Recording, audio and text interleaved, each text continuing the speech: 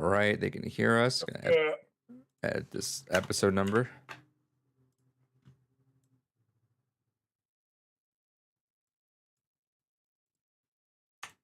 For these nuts.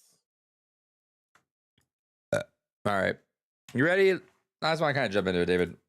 Yeah, let's jump right into it. Secret link is in the description. What's up?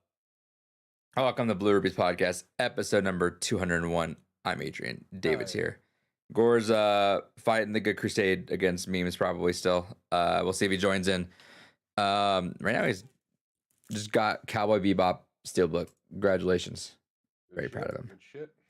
I'll be honest, Cowboy Bebop is one of those anime that if I were to be like, okay, what is like just a generic introductory anime that doesn't feel like other anime, so if someone's like really not sure if they want to get into it, be like, perfect, here's an interesting series to kind of like ease someone into anime bullshit.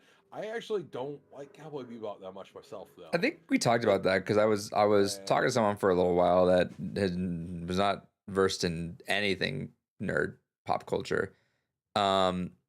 And I still try to recommend stuff, and yeah, I think I threw a Cowboy Bebop as one. I've still not seen Cowboy Bebop. I've watched the first episode. One day it's on the list, but I'm just, dude. Oh, shit's getting like real. I'm actually I'm super fucking behind in one class, so I need to like this. We have a 4-day weekend, so I'm off Friday, Saturday, Sunday, Monday. What's up? The Twitter the Bird app There's has Doge now. Yeah. The fuck? Yep. Shout out to Elon Musk. Musk thinks he's fucking cute now. He's been doing that. It confused me a couple days ago. Yeah. Doggo. Yeah. Yeah, I'm very behind in one class, so I'm gonna spend this next couple days like just grinding that and getting that done. But I don't know, dude. It's bizarre. Just thinking that I'm just gonna be done with this fucking 10 years of school that I've been on doing. Like it's been I think it took like 2 years like total, probably, like breaks in between. Maybe three. I don't know, but I don't know. It's like the idea I could just do whatever the fuck I want. Yeah. So I'm like wondering. I'm looking at my back. Shackle be free. Yeah. So I'm like wondering what the fuck I do. So I'm like I made a roulette wheel with a lot of my backlog on it. So maybe I do that. Maybe I knock out some movies. Maybe I do some of those the anime. I don't know. There's like a lot of shit that I want to do, but I'm like, I don't. It's like almost overwhelming. So I need to figure out what I want to do first. Anime is kind of nice because it could be picked apart, but I don't know. There's choices to be had. But yeah. What was I gonna say before that? How you been, David? I've been doing all right. Doing fucking working a lot. Working a lot and working a lot and studying a lot. So I'm hoping to. I have just now hit the point in my tenure at work where they will actually now start to actually pay for my certifications. Nice. So I can now go ahead and actually start going through on a lot of that. So now I just need to make sure that I can one and done them because some of the certs are up to like $1,000 a piece. Nice. So, and that's for one shot at doing it. Studying fucking sucks. I hate it. I can't. I forget if I mentioned this last week. Also shout out to Neo. David and I were talking before the podcast, and David also decided to join that train wreck of a podcast recommendation I did in that 5-hour podcast he watched. Neo also did. I got a good little voice memo from Neo saying he got about 45 minutes and then dozed off and woke up, and Phil was still on his bullshit, and he just couldn't believe what he was waking up to. I think he woke up to the slavery joke or something like that. I forget what he said. Oh my god, and it is so dumb because truly, like, why would that what other reason would that be, like, the thing that pops up into your mind first? Like, maybe not. Because you're a racist. Almost stop being racist. I'm almost willing to give the benefit of the doubt that, sure, it may not have been like the conscious immediate thought that he actively thought, but deep down in the back of his noodle, there was a subconscious, at least level thought that said, no, let's make the racist joke here. Like, even if he didn't actively think to do it, that's. Abaki in the chat says episode 201. No OnlyFans leak from David. Shaking my head. Well, that's because it's not going to be a leak. We are stockpiling the. We would like to announce formally. You could buy used underwear. If you put that on eBay, how much do you think someone will buy it? Huh? Do you think someone will buy it if you just list it up right now? I'm sure there is a buyer for everything anywhere. Just a matter of how long they're willing to wait. I'm gonna tell this story about this person, and if they don't like it, I'm sorry, I guess. We've told. I feel like we've told the story on the podcast at some point. We have to have. Shout outs to our maybe I shouldn't say their name. All right. No, don't say the name. Shouts to a certain individual who is his trademark joke. They were on Fiverr way back early on when there was like genuinely Fiverr, not like here's a $500 job now. It was just Fiverr, and it was mostly where you can actually make a living off it almost now. Right. Well, it just doesn't mark the name anymore, which is interesting to me. But like back then, it was like just silly little things, right? This person would beat any song on DDR at whatever difficulty you had. And this person's a big boy. It's not Gore. And so they were doing it, and they were telling us, and then they go, yeah, but one day this guy private messaged me and said, I'll offer you more money if you do it naked. And then I deleted my account immediately. Holy hell, that is such a him response. God damn. So big shout out to them. Abaggy says Gore would buy your used underwear. Hell yeah. Can next Gore box just put some used looking underwear in there and see what he does? Maybe. I gotta get another one started eventually. I have one kind of brewing. I always just have like a random box there just with I shouldn't say junk of valuables for Gore the Movie God. Well, that's the thing is like I don't necessarily want to do junk. I mean, I sent him a few actually like really cool things in there last time because if I'm gonna spend the money on shipping, I kind of want it to be worth it because in the back of my mind it's also like a quasi like we don't really do the whole gift giving. I mean, occasionally we do.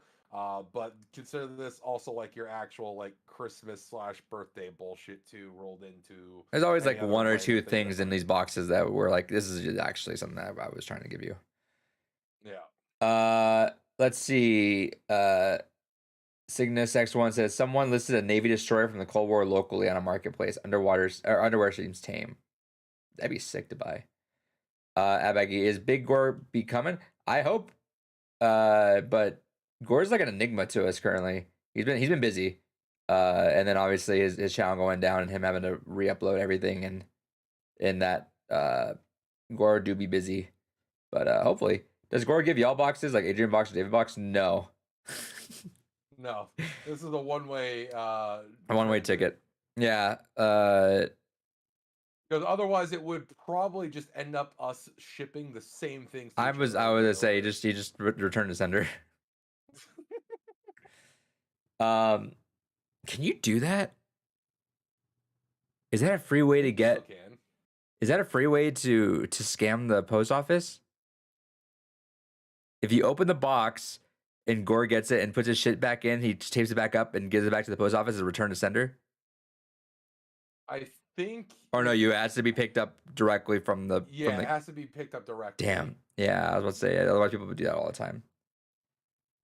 Can y'all give him a copyright strike so the channel goes down for another week? Yeah, we got. You know what? We should have. And he wouldn't have liked it. We should have brought back our like, comment, subscribe, copyright strike. shirt for when his channel went down. Yeah, remember, be sure to like, comment, subscribe, copyright strike. All that good As stuff. shown, it really helps us out. Yeah, I had that. I wore that shirt the other day. It's a good shirt. We still have it Still got available, the isn't bug it? that I put things in.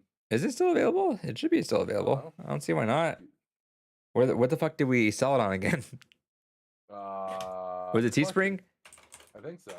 Maybe. Teespring.com/ Yeah, I think it was Teespring. I'm gonna look real quick. We stopped advertising that. We didn't make anything else. That's why. Yeah, because I think there was like one person that bought anything, anyways, too. It was like I think 2 or 3 sales on there. I think you had to hit us and then one person. Oh no, besides us, I think. Okay, is it not gonna just? I think the website's dead. So, oops.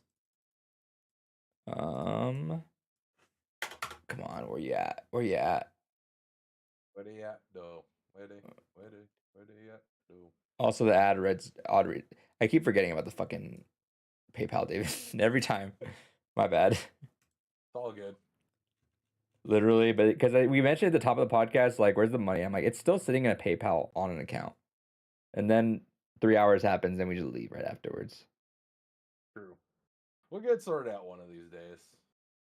I swear. I mean, obviously, I'm right now not that worried about it if I keep forgetting about it every time. So when David starts bringing it up, you know, things are dire. True. It's not fucking loading. All right, whatever. Teesprings.com/store/blue rupees, I feel like was the thing. Oh, is it still in your like Twitch automated thing? Is it? Actually, I didn't even think about that. I do, huh? Yeah. It just this fucking website is not loading on Edge.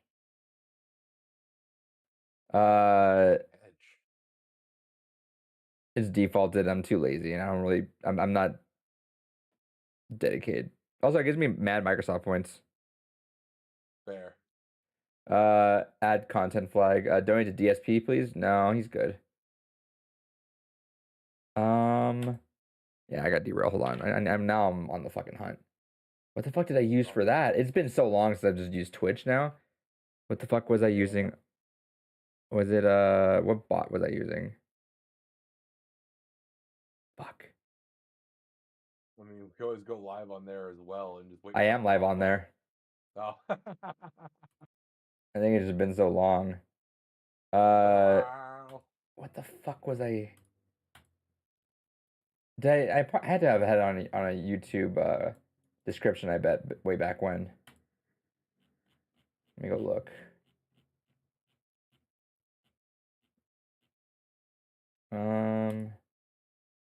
So while you're looking at that, just to fill in the air a little bit, so I had something kind of interesting happen last night that I need to take care of at some point after this podcast. So out of nowhere, someone went ahead and posted on my playthrough I was working on for the original Megami Tensei on the MSX, right? Uh-huh. And they're like, "Oh, is there more to this playthrough?" And I'm like, "Oh, well, I'll get around to commenting on that. You know, let them know that I do eventually want to have a full playthrough on the channel, but just other shit's going on." That's the other thing that I've been busy with is I am now at the point where I'm Holy shit. starting to get ready to film things. What, did you find it? No, but I'm looking at. I clicked a random podcast. Hey, shouts to episode 51, March 13, 2020, like on the cusp of when the world ended. Oh. But no, dude, we actually look a lot younger. It's actually kind of wild. Like you don't notice it side by side. Like if you just watch progressively, it doesn't matter. But look at the extreme. Let me put it over my screen real quick.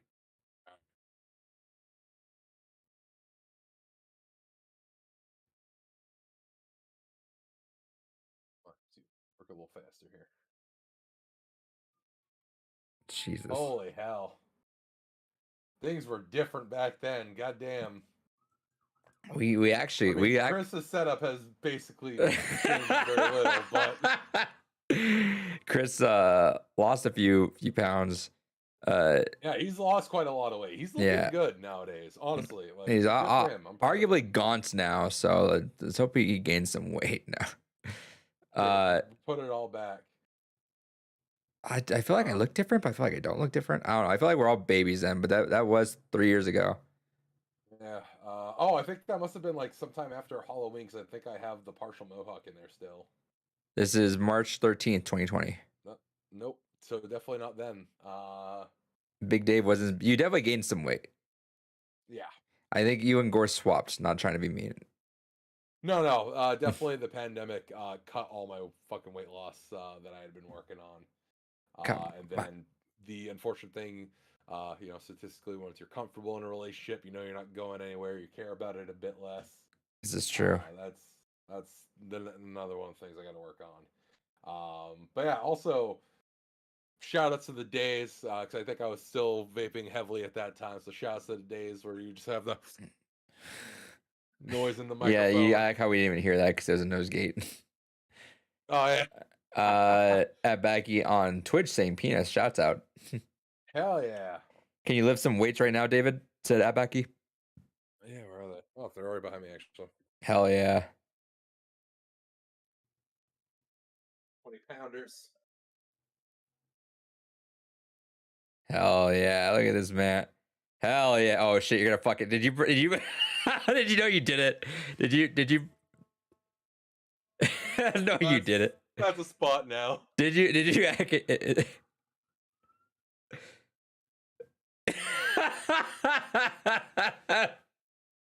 Well, that's just a spot on the wall now. That's fine. All right, Sean. That's an at Backy spot. Yeah, there you go. All right, we're just gonna do this now. Oh shit! All right, well, classic David moment. Hell yeah! So what I was saying is, just to finish that story up real quick. So guy reached out to me about that, and then all of a sudden my Twitter started blowing up. He's like, "Dude, need to get a hold of you." I'm like, "Okay, who are you? What the fuck do you want? No one wants things from me." So the guy reaches out, and apparently he is working within the community for a lot of preservation efforts. And he's like, "Yo, you still have that game, right? On the MSX?" I'm like, "Yeah, I still have it." He's like, "Cool, because you're literally one of only 4 people that are known to have that game." I'm like, "What the fuck do you mean?" Apparently, it's because I remember mentioning a while back when I got it, I rarely saw it for sale, so I hopped on it for, I think I said it was like 300 something bucks that I got it for way back when. Right. But I'm like, "Oh, cool. I'll go ahead and grab it because I rarely see it." And he's like, "Yeah, no, there's only like 4 confirmed owners of a complete in box copy of the game." I'm like, "Oh, shit, that's interesting." He's like, "Yeah, do you want to go ahead and like scan all the information in that for us? We're working on going ahead." And he was kind of talking about the preservation projects they're working on, and it's fascinating. So I went ahead and I sent them the link to everything else I found. They're like, "Oh yeah, we found that too. That's part of what allowed us to track you down, was the fact that you dumped the ROM for the Ice Children prototype cartridge ages ago." So I'm like, "Oh, cool." So I guess I'm now just working on being a part of the actual preservation community for the series, because I also have a lot of other oddities in my collection that have not been archived before. Hell yeah. So that's gonna be a fun thing to work on. Nice. I you know what you should have done is just like send him a video of you breaking it. Oh, like Yeah. No. Can you imagine? That just hurt my soul when you said that. Can you imagine? Just like you track something down and the dude just for whatever reason just goes unhinged and just breaks. Say, hey, you should have. You're one of only 4. You said, wait, I thought there were 3. And he goes, what do you mean? And then you break it and say, that's 3, bitch. For no reason other than just no reason, actually. Not even like that sounds like some genuine like shitty YouTuber thing to do, to be like, "Oh, we're here live, or we just went ahead and bought this lot. I just bought this entire warehouse for like $10. Let's go ahead and just start smashing all the games we find in here." Right. You mean a DK Oldies moment? Yeah, exactly. It's all probably fakes anyways. Let's go. I literally can't get into this Teespring, so I will figure it out later. Whatever. I'm lost interest. If you can somehow get in there, go buy your shirt. That'd be cool. Buy our merch. Maybe Uh, one day we'll care. You know, if you buy merch, it shows us that you want merch, and then we'll actually make other merch. that's true. I mean, granted, like this was, I felt like it was an easy enough design for us to do that, but Don't let them know that though. that's true. We still have plenty of memes we can dig stuff out of.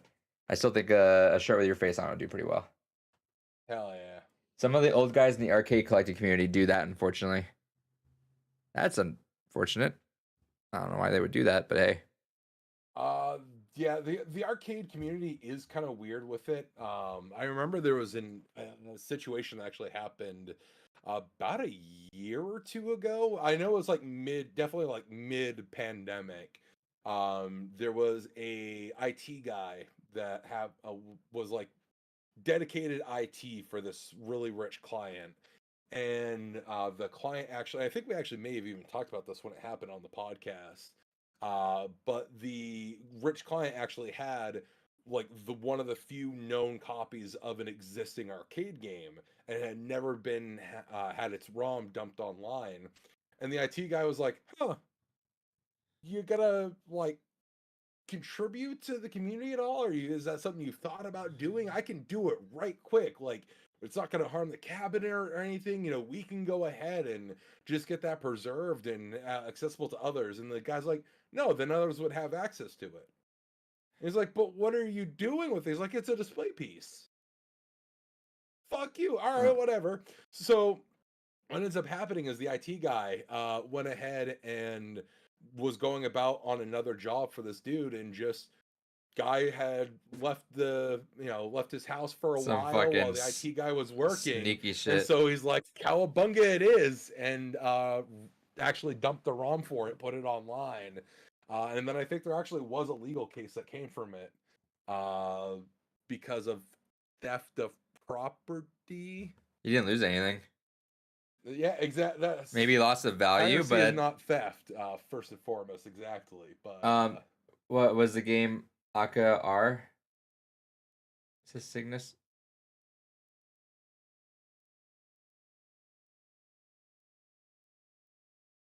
what's the question? What? He says, was the game Aka R?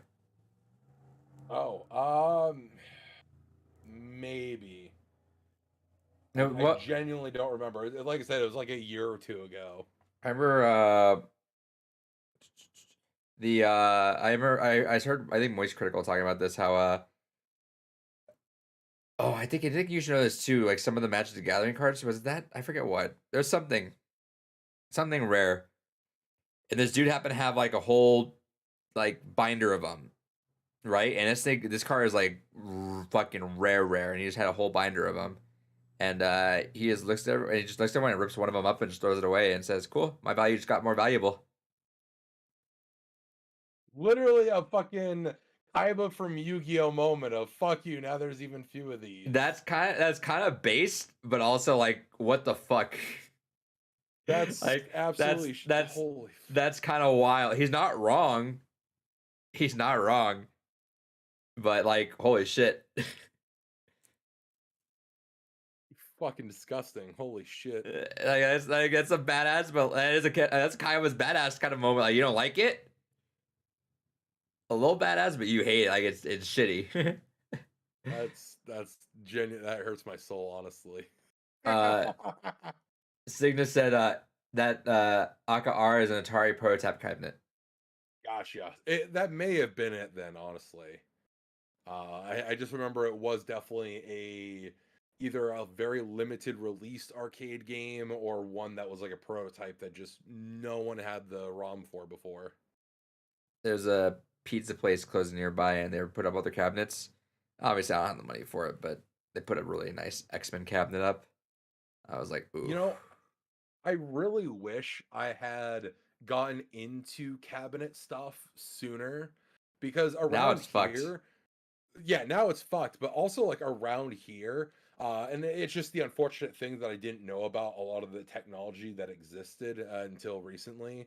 But around here, you used to be able to find like beat up cabinets for like $100 to $200. Well, the gaming market in general is fucked, which is unfortunate, right? Because like I still look back at like retro game collecting and stuff like that, and price charting sucks to look at every once in a while. When you see the historic pricing, you're like, God damn! Like if we were on this shit like 6 years ago, dude, fucking, there's so many things where, like one game I wanted to get for my collection is the Japanese Serial Experiments Lane game. I never bought it because it was always just going to be basically a collector's item to sit on the shelf because at the time there was no translation for it. And the average going price when I was guffawing at it was $100. I was like, that's a lot to spend. I mean, I get the cruel irony of current me guffawing at $100 for a display piece.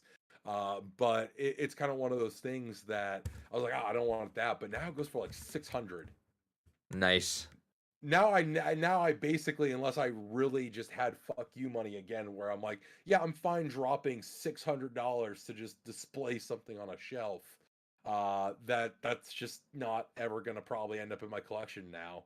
And there's just so many things like that where fucking Drakengard. I remember when we talked about this on the podcast too. I remember when the Drakengard games were like $20, like right before the pandemic. You could get either of them for like 20, 30 bucks. How much are they now?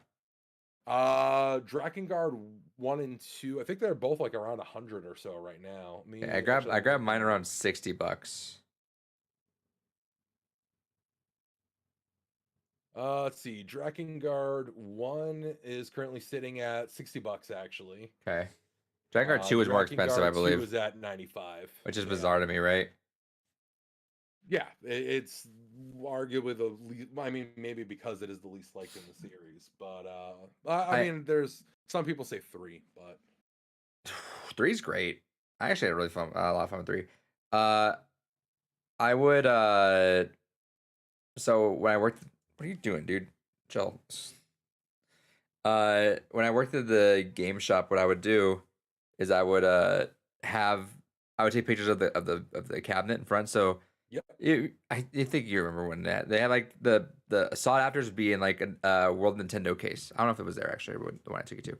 Anyway, they would be in a World Nintendo case.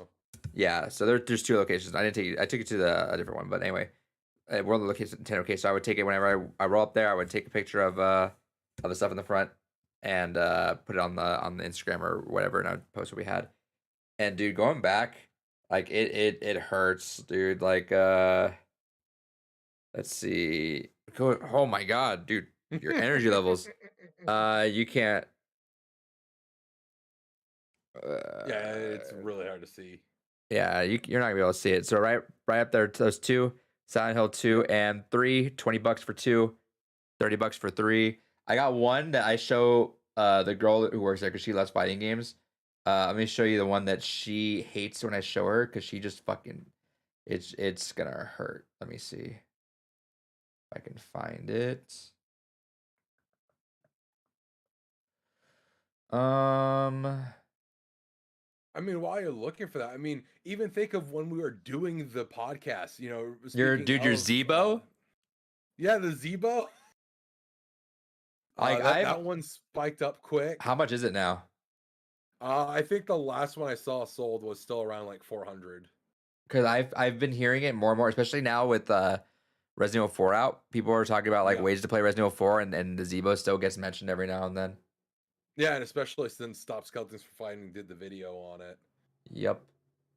But no, and also remember when we saw the auction and that girl won Rule of Rose for 500, and we were like, oh, that's excessive. And even the store owner was like, oh, we'll throw in other things because that's way too much to spend on this game.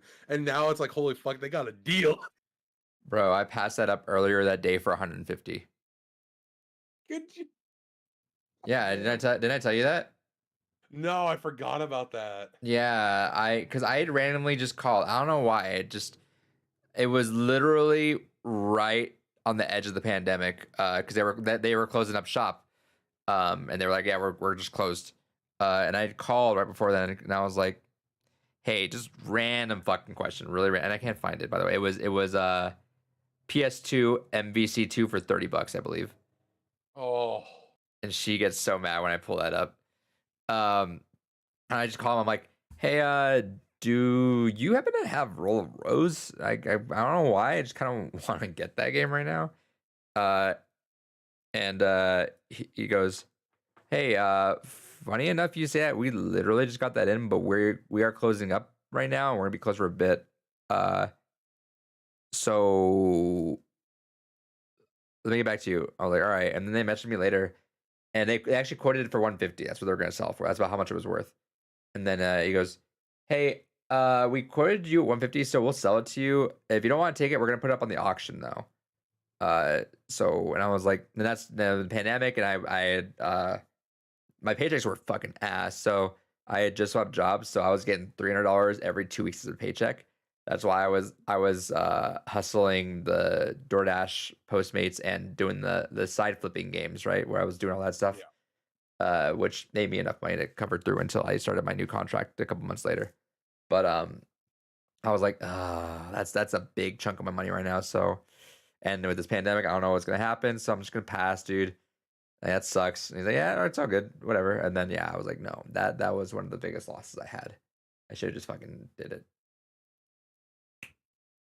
In hindsight, I would have done it. Like obviously, I would have done it. Like I would have been like, "Fuck it, put me." And I didn't. I wouldn't have overdrafted. But even then, I was like, "Fuck it, overdraft me $30. That's fine. Whatever. Just take the fucking game, flip it later." Um, let's see. Oh, Signa said, yeah, that prototype it has the same story of tech leaking. Gotcha. So yeah, it probably was that then. I mean, I imagine there's probably other instances of it happening, but very likely it was that one then. Nice. That's cool that they found you though. Yeah. So that reminds me of that Limbo thing. Remember that Limbo thing way back? Yeah. Yeah. I actually still tell people about that. Yeah. I think they still have some collector's editions out there because it was expensive, obviously, but no, not a bit inside. But Inside being one of those games, there you go. There's that thing right there. I always see it right behind me. One of those games that just is something special to me. I think that Limbo is really the game that brought my eyes to indie games and really kind of opened my eyes to like abstract shit. And then Inside being just not, I'm not gonna say better Limbo, but because I feel like I remember Limbo a little more fondly just because of the time. But Inside being just what it was, and yeah, they seeked me out because they're like, dude, we're trying to find anyone that found this, and we're looking for this piece of paper, and I was like, what the fuck? And I just happened to like not throw anything away in that box, and just happened to have like just a tiny slip of paper that was in there that I was able to help them with. At Becky, have y'all watched the Dungeons and Dragons movie and or Mario? I'm gonna watch Dungeons and Dragons because I heard it was pretty good. I'll probably watch that sometime this weekend. No interest in it. I don't. It's one of those things. I've never cared about the lore of D&D really, so I just. I haven't, but I heard it was like pretty fun, and I'm okay with that. Mario movie. David's gonna watch it. I watched it last night. What's spoiling this? I don't have anything else I'm gonna show off. I don't really care. But I bought this nice little bad boy. Literally only went. AMC is the far one for me now. I used to have the AMC membership, but it's the far one. Literally I went back to the AMC for this, which War64 tweeted it in the morning. I was on my way to work, so I was like, all right, cool, just bought it, whatever, just in case. And sure enough, I roll up there, 8 o'clock showing last night. Walk up there, I'm like, hey, Mario 10. He goes, we sold out. I'm like, all right, cool. I bought it online. All right, cool. So we saved the ones that were bought online, but I'm like, dude, I'm assuming what happened was someone probably came in there and just swept the ball and eBayed it because I think they're going for $40 on eBay now. Holy hell! Yeah, I'm so fucking stupid.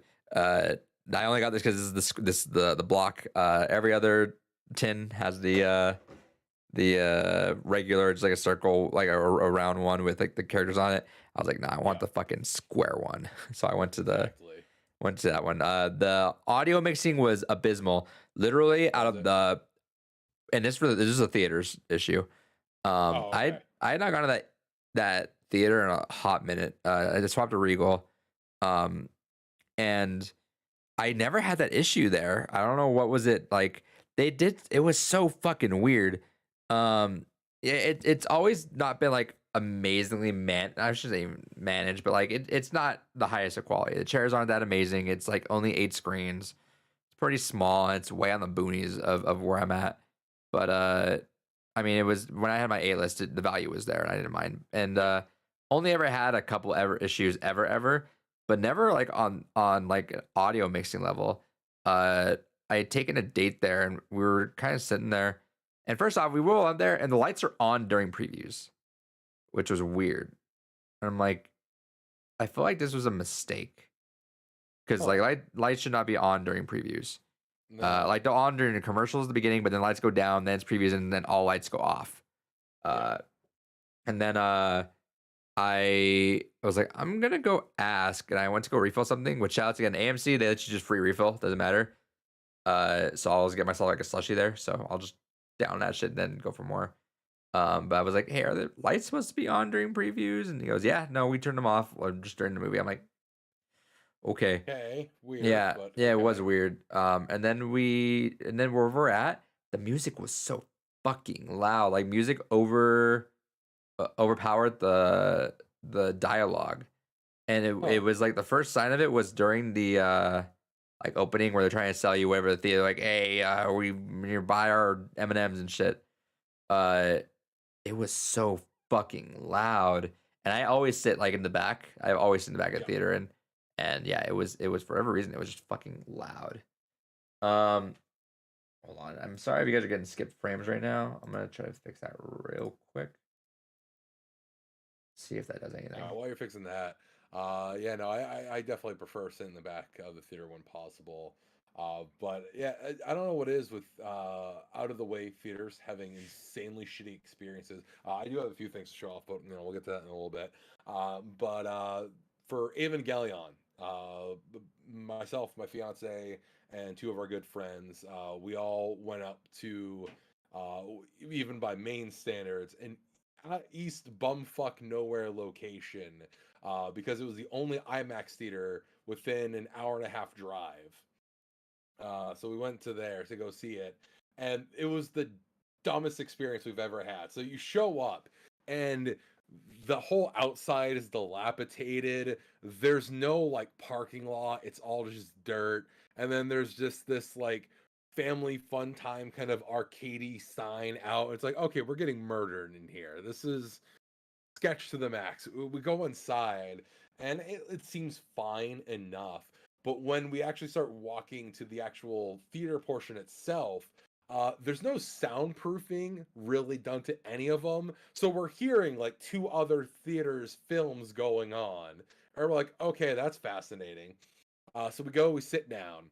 And the other reason why we chose this theater is 1, because it was supposed to be IMAX, and 2, because it was the English dub for Thrice Upon a Time. Because I don't mind watching subtitles, but when you're in a theater, I imagine you don't want the subtitle experience if you can avoid it. Sometimes it's just easier to have the English language spoken at you.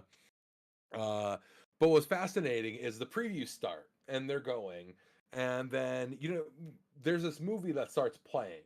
And in the back of my mind, I'm like, oh, okay, I know some theaters do this where they'll preview a movie, you get like the first 3 minutes of it, and then they kind of go into other things.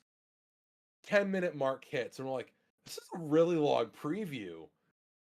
All of a sudden, and there's other people in the theater, not just the 4 of us, there's probably like 3 other groups of people, and we're all having the same collective experience. We're like, huh, this is a long preview. And we start all looking around at each other, and we're like, what? So finally, we go ahead and we tap one of the people on the shoulder, like, what fucking movie are you here for? And they're like, oh yeah, we're here for the Evangelion film. Like, okay, this is a war movie. This is some kind of World War II fucking fighter pilot film. What's going on here? So we had to go out, and we had to tell them, bro, you're playing the wrong fucking movie. And like, oh, our bad. All right. So then I go back, and they start playing it, but they play it from the very beginning of the preview countdown. So there's a 30-minute timer that appears on screen to count down for them to start getting to the previews. So I had to go out again and be like, bro, just play the fucking film. So go back. And then to top it all off, so we're hearing the other theater next to us blaring. Our audio in our theater is fucked up. We can barely hear anything correctly. And they're playing the subbed version of it instead of the dubbed version. So, and that was also how we ended up getting COVID for that bit of time. Oh, hell yeah. Was after that theater experience. So, shout outs to shitty theater experiences. Yeah, the only other one I had at that theater was I was trying to watch In the Heights and it kept glitching, which was weird. I told them and it's fine. Let's see. Anyway, Mario movie. Hell yeah. Perfect thing. David doesn't like spoilers, so but it doesn't matter. There's nothing to spoil. The Mario wins at the end. Critics hated it, and here's the thing. I realized that, and I think that the collective internet realized it like shortly after they saw those reviews, or at least even read them. Because I just saw the score, I was like, oh, but then I read it, and I'm like, no, wait, hold on. Was that everyone's like, oh, it's so shallow? I'm like, I don't go into Mario games expecting this gravitas thing, right? No, even like going for high art. Even like Zelda, like I'm not going in for a story. I'm sorry. There's not really a story I'm looking for in Zelda. It's the journey, right? It's like the epicness of everything you're dealing with. In Mario, it's just the fun. It's just fun, right? It's you're not looking for anything crazy. You just want a fun time. I don't know why. I just felt like everyone decided to like the critics decided to like collectively attack the Mario movie for being shallow. Some saying it's the worst Illumination movie. I'm like, what the fuck is wrong? What? It's a kids movie, and it's a kids movie with a bunch of fucking references and hidden jokes and Easter eggs for like those of us that like are hella into video game stuff, and even like just adults, you'll get it. Like one of the first you'll see is like a Punch Out reference, and I was like, oh shit, hell yeah. And so like it was just fun. That was like some of the most fun I had in a movie. It was just like it was simple. It wasn't like simpleness from movies these days is Fast and Furious for me. That's like simple, turn your brain off, wee explosion. Yeah. This was more just turn your brain off and just kind of have fun. It was cute. Some of the writing, yeah, I get it. Like even like the simpleness, some of it just kind of jumped straight to like, hey, we meet, cool, let's do this. I get it though, right? Again, that's just kind of like what it is. As Mario is like, you don't get a giant dialogue at the beginning of Mario. Granted, like it's instruction booklets before anyone ever says anything, but it's like you just go in, you keep walking, and you're supposed to find a princess. Princess in another tower, cool, castle, go. Like there's not really a progression, right? So like when Mario met Peach, it was kind of 0 to 60 to like the next level of where their adventure was. It wasn't like this whole like, who are you and what are you doing here and this is that. It's just like it's what you would imagine like in a game where they did that. Like, cool, let's do this. So it literally just evokes the feel of the games. Perfect. They did their job then. 11 out of 10. It's such a fun movie. Like it's just fun. Like actually, so Cena says what Ant-Man could have been. I kind of agree. Ant-Man should just be just a fun movie, and that's what Ant-Man 1. Ant-Man 1 is fun. It's like a fucking fun movie. I can watch that right the fuck now. We can end this podcast right now. I can put it on. I'll have a good time watching that entire movie. Mario movie is gonna be one of those movies that like it's super outdated to say this, but you kind of understand what I'm saying. Where it's one of those movies where it's on, if it's on TV, you'll watch it. Right? No one gets shit. We don't do that anymore. But like it's one of those movies where like it could be like almost like a Thor Ragnarok almost, where it's just fun. But it's like some of those movies where if I can imagine that being the movie I'm on default to, where it's like what I want to watch. I can put the Mario movie on. That's fine. Cool. That's fine. Music's fucking awesome. Hell yeah. They really do this cool like renditions but remixes and really fit into it. Like it's like got the inner melody of everything, and it's got the base skeleton of what you know, but it just keeps going, which is cool.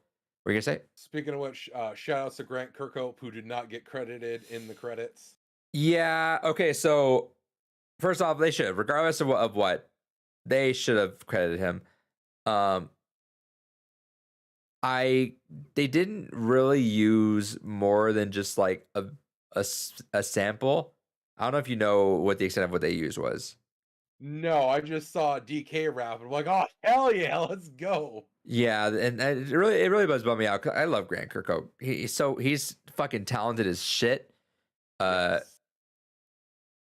Such an inspiration. Like I love that man. Also big shouts. Maybe it really still makes me feel warm and fuzzy that he like says he'll occasionally watch those banjo reaction videos, and I've directly linked him the one with the compilation with us in it.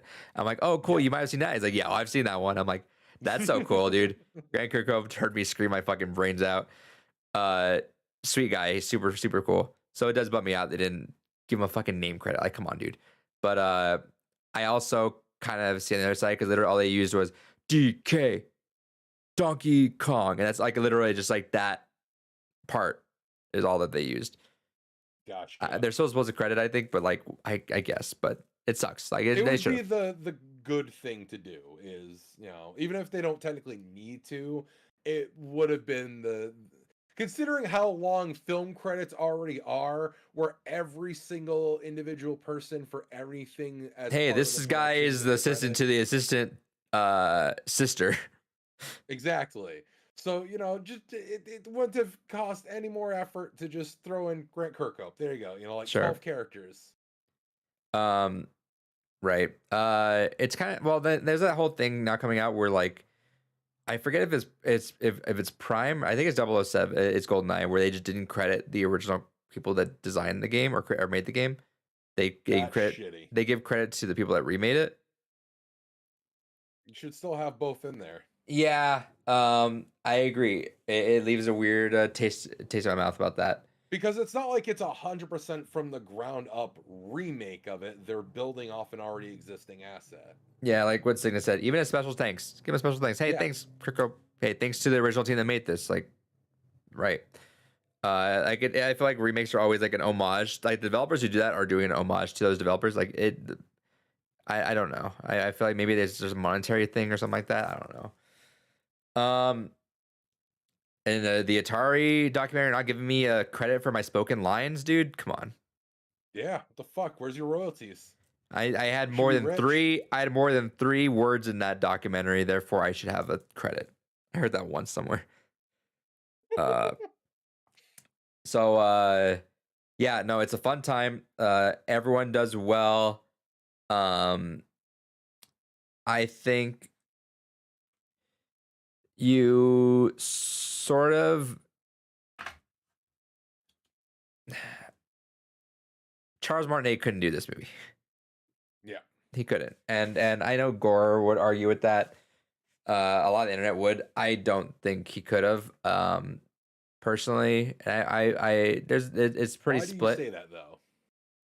The voice gets annoying after a while, dude. I want to say, I think the video is there's a 30-minute 3DS demo video that they had Charles Martinet speak through, and by the end of it, you want to claw your ears out because it's like Mario's got a great voice for like the quick like ad libs and like the wahoo and like the action words like that. That wouldn't resonate on screen, I think. Like, okay, so for example, this is not really it's like the beginning of the movie. That Mario rap they have, it's something, and then you see people relate to them, watch it, and then Mario has like a moment talking about how like it means a lot to him. They got to see that on there. I can't imagine Charles Martinet pulling off a Mario voice that has an emotion to it to like, oh, Mario's bummed out right now. Oh, Mario is like showing like some actual brotherly love and like there's a connection there. Like Mario and Luigi have like a really cute and heartwarming bond together. I can't imagine Charles Martinet Mario having that sort of emotional depth to it. And again, I'm not saying like it's like the most like intriguing story. Like I said, it's just a fun movie, but like there is some sort of like it's a heartwarming movie. It's a kids movie, right? So you got to have that moment of Yeah. like, oh, these characters are sweet or they're cute or they're fun. Um, I can't even. I have this I like a pretty visual. I didn't know. Did you know that thing where people like they can't envision things like fuzzy if they try to like picture things? Yeah, I used to work with a guy that had that where you just can't actually visualize something. Yeah, it's like pretty split. You just like some people when they try to, it's just kind of fuzzy. I can picture things like perfect. I can picture like literally Yeah. just everything in my brain that I want to envision. I can just see it 100%. I'm trying to like imagine Charles Martinet do that. I just don't think it works. I don't think he could if he was doing like the traditional Mario voice, but I think if he went into it with a different affectation of the Mario voice, And I want to say they not the tried. full. I want to say they tried. I would be shocked if they made a Mario movie with Shigeru Miyamoto in on it, and they didn't give Charles Martinet a shot at range and see if it worked. Right? Like that'd be wild to me because I'm sure they would have loved to have like, yeah, I mean star power, Chris Pratt, sure, but I'm sure they would have also been fine with like if Charles Martinet can just run this, cool. But I think that's what kind of gets me and probably a lot of others is still like, why Chris Pratt? Like, why not go with like, if okay, sure, not Charles Martinet, that's fine. Why not get an actual voice actor? and that's fair too. Ultimately, the cast is their own spin on Mario characters, right? Like um Bowser is definitely Jack Black. Yeah, I know we didn't really quite yeah, feel that that. one I have no issues with 100%. Right. But that one in the trailers you just hear like this really gruff Jack Black, which sounds great. There's the movie will devolve into Bowser being Jack Black. The uh it's like all that, right? They turn into those characters. I think to get that range of characters, and you know they're gonna do more with it. Yeah, This movie's gonna do really good. In fact, I'm kind of curious. I kind of want to see how much it's been doing. But I think the cast they have is good. Like they all mesh really well, and that's fine. Like I think that's ultimately where I'm gonna go out to with it. Is I think throwing Charles Martinet in there with a bunch of different actors on that caliber would have been maybe a little off. Maybe they and you don't want Mario to be outshined in his own movie, right? Like yeah. that's gonna be kind of a thing too. So there's a lot of little caveats to it, but that's ultimately where I feel with it.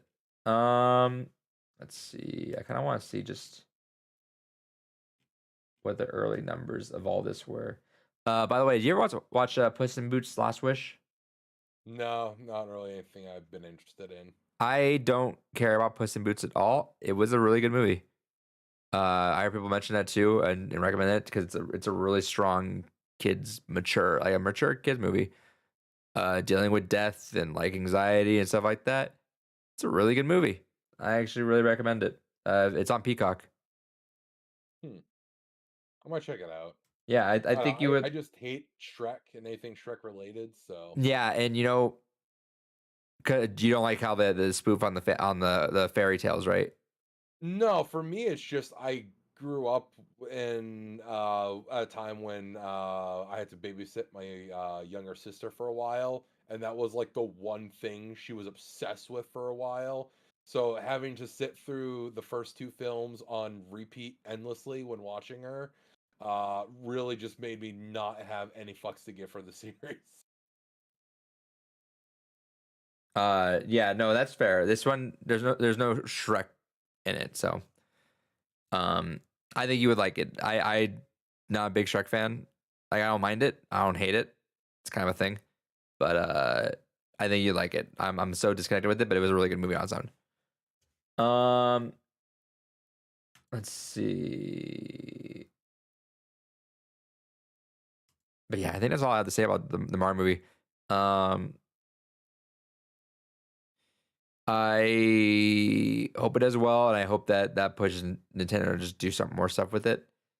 Because can you imagine like a pretty grimy like Metroid movie? I would love that. Again, I would love for this to build into A a Smash. Smash Universe film, like straight up. Go ahead and honestly do what Marvel originally did and actually stick to it, where you have so many distinct property feeling films, like you said, actually have like almost an alien style fucking Metroid. You don't have to go full horror with it, but still like kids evoke a lot horror. of the thriller vibes. Kids horror. And then, you mentioned that there was allusions to Punch Out in there. Perfect. There you go. There's your sports movie. There's your Creed. Where you can go ahead and have that. Exactly. I think Nintendo could genuinely turn over like the kids version of a lot of these genres. I'm trying. Like I always try to think of like horror movies to put on for kids around like Halloween time, and it's always default to Scary Stories to Tell in the Dark. Kids can handle scary stuff, and that movie can get intense. But I would love if Nintendo did that. I don't think they have the balls to do it. But I could see a Zelda movie for sure. Yeah, I foresee a Zelda movie. I would be curious as to what they would do besides those two. I think that, I mean, 100%. If we had ended up getting more films, there's no way we don't get a Kirby one.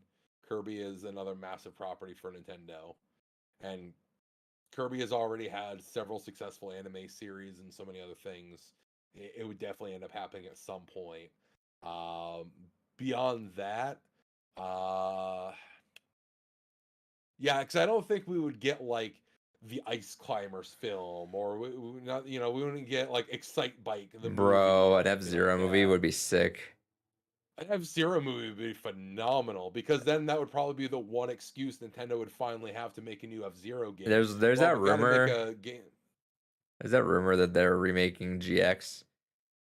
If they remake it with the love that they did with Metroid Prime, I would be so ecstatic, because that's a series that needs to come back. Every time I see like just really fast moving cars like that, and GX, hold on, I'm gonna look it up, because I always know, why did Miyamoto hate F-Zero GX? Have you played Star Fox? Oh yeah, Signa said that. Yeah, Star Fox would be great. That would be. I don't know. So I could have sworn I heard that F-Zero, that Miyamoto said he hated GX. Miyamoto always said, I don't have any new ideas for F-Zero. I hate that mentality, and that was a long time ago though. That was like about 10 years ago. So I hope I hope he's over at this point. But I hate that mentality too, because honestly, even for F-Zero, we don't need a new idea. Just give us the fucking game with online multiplayer. At this point, though, the game is so lost in time now that the idea itself is new, right? Like, yeah, there's really nothing else on the market like it. Yeah, people trying. I love seeing when indie makers are like, "Fuck it, I'm gonna do it." That's fine. Pizza Tower being the Wario Land 4, they're like, "Fuck it, we'll do it." I love that idea. But man, dude, if F-Zero comes back just like with that love of GX, God, I'd be with the love of Metroid Prime, I'd be so happy. Let's see. Going back to the chat a while back, Signa said every time I play D&D, I roll to sit every battle out in the nearest chair. It's good. What's the next movie coming out? I feel like there's another movie coming out soon. Don't know. What is the next movie coming out? What the fuck? Let's see, release schedule.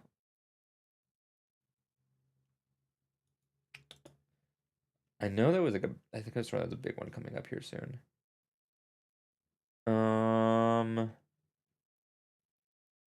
It's not. Oh, Beau is Afraid is coming out soon? Oh shit. I was actually really want to watch that. I don't know, I'm probably thinking Fast X, but ooh, Sisu. You see what Sisu is? No. It's you'll probably see a trailer for it at the beginning of John Wick. Think of something as brutal and violent as John Wick. This guy finds gold in his farm in like 1940 Europe, and to sell it he has to go across Nazi territory. And just think of this dude that's like John Wick, but just killing Nazis in brutal, brutal ways, but like really funny ways. All right. Really funny, brutal ways. And you'll see a trailer for it. That I got sold. I was like, cool, I'm in, 100%. What a wild trailer you get in front of fucking Mario. No, sorry. Did I say it for Mario? It's in front of John Wick. Yeah. Oh, okay. It's from the producers. It's John Wick. They make sure to make that loud. Gotcha. In front of Mario, that'd be great. David, what did you get this week? Hell yeah! All right. So let's start with some of the stuff over here. So this I got just so I could have it complete in box. My Sims Kingdom on the Wii. Hell yeah, banger. This I got because ever since the game originally came out, I adored it. I know I'm in the minority on this one, but this game is a guilty pleasure of mine, and that is Red Steel. Dude, here's what I'm gonna say. Not a bad game. I played it a couple years back with some buddies that had it set up for whatever random reason. It's not bad, but I remember people talking the fuck up of that about Red Steel at launch. Like, Red Steel. I thought it looked so stupid.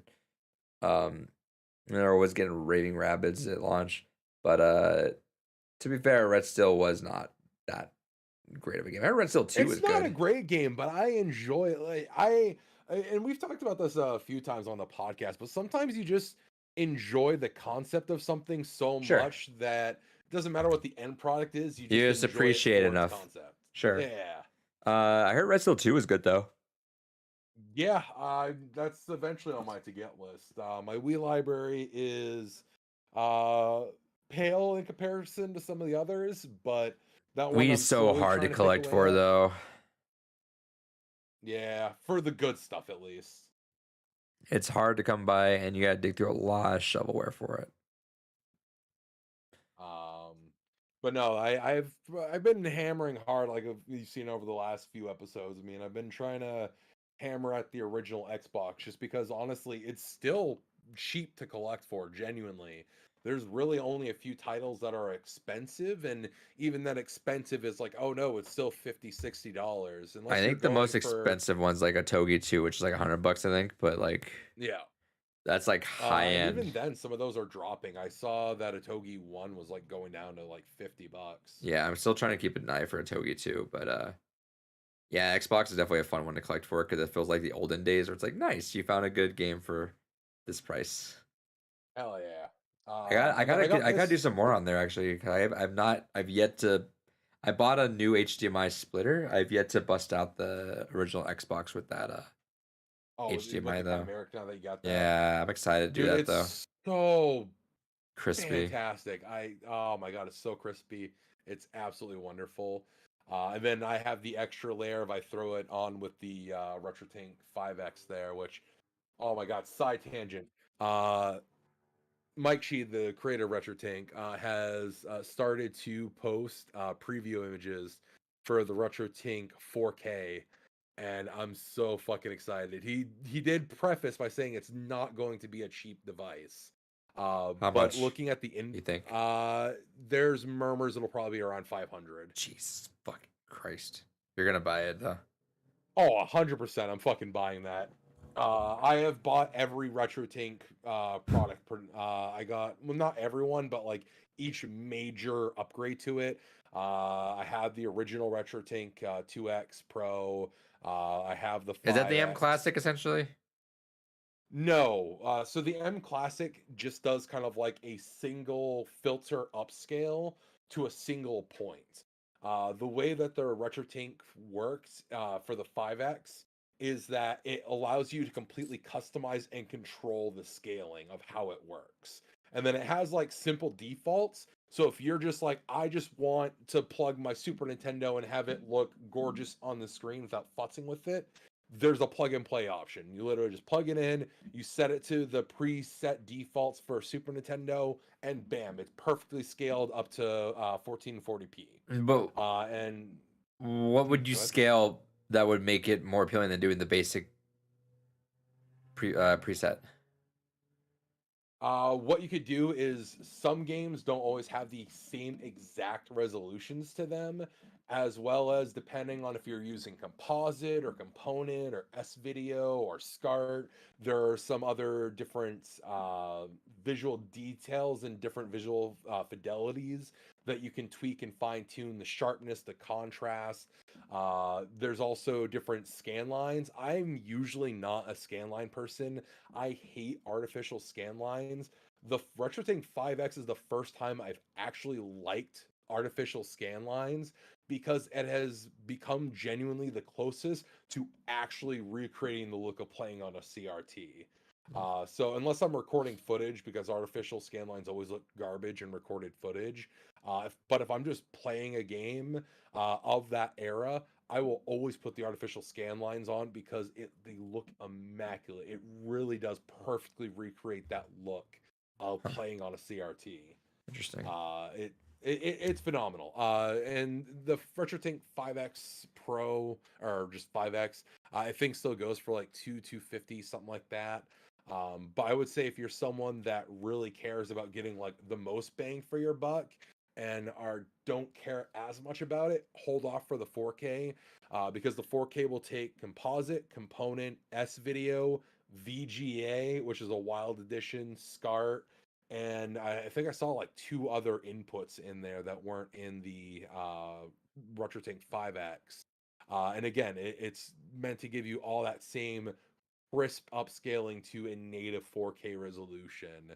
And now that What's the first game you would boot up with that? Ooh, that's a.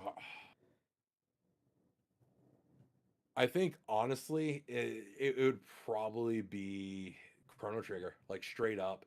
That game is just gorgeous and immaculate, and seeing it properly scaled up to 4K would be phenomenal. Aside from that, Symphony of the Night would be one of the next ones I would. I've never played Symphony of the Night. That's so good. It really is a phenomenal. One day. It honestly was going to be a game that I was going to suggest for Games Gone By. I figured it was going to be one at some point, yeah. Like I said, I was always thinking of maybe doing like I heard don't do it because it'll really burn you out. But I always still wanted to toy with the idea of doing a weekly stream. I always want to do a weekly stream. At some point, I'm going to do this weekly stream. Yeah, I was going to do it with I tried to do it with Souls last year, but I just got busy.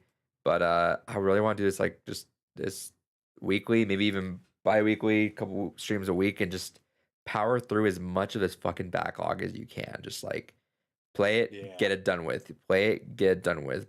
I think I read someone that did that, and they're like, I did that for a full year, and I got done with 200 or 300 games, and I got burned out, and I don't like playing games right now. I'm like, yeah, I feel like you gotta be careful and not make it like a job, but yeah, I would love to just like knock out so much of this shit because I'm starting to get to the point where I'm losing interest in buying at least new games. New games, I'm kind of like I really want to play Dead Space right now. I'm not gonna buy it 50. Like, it's worth it 100%. It's worth it. It's worth it, but Dead Space is a game give it another couple months, it'll be $20. Like, yeah. Plus, I don't even know if I'd play it right now. I'm that kind of person, right? Like Resident Evil 4 is the one I'm like, all right, I'm playing right now. Like that's a given. But like Dead Space, I still love. I'm like, I don't know if I'll get to it. So that's why I like a couple of these games that have come out this year. Unless I got it cheap at launch, like Hogwarts, I got for like 40. Resident Evil got for like 40. Yeah. Unless I'm getting those, I'm like, yeah, I'm not gonna do that. But I'm also just like curious. I'm looking at it. I got a big boy SD card coming, so I can just upload or download all my 3DS games right out there. I'm looking. I'm like, man, I really want to knock some just like 3DS games out too. You know what? I'm so bummed I didn't collect like 3DSs. I feel like that would have been a really cool thing to collect for.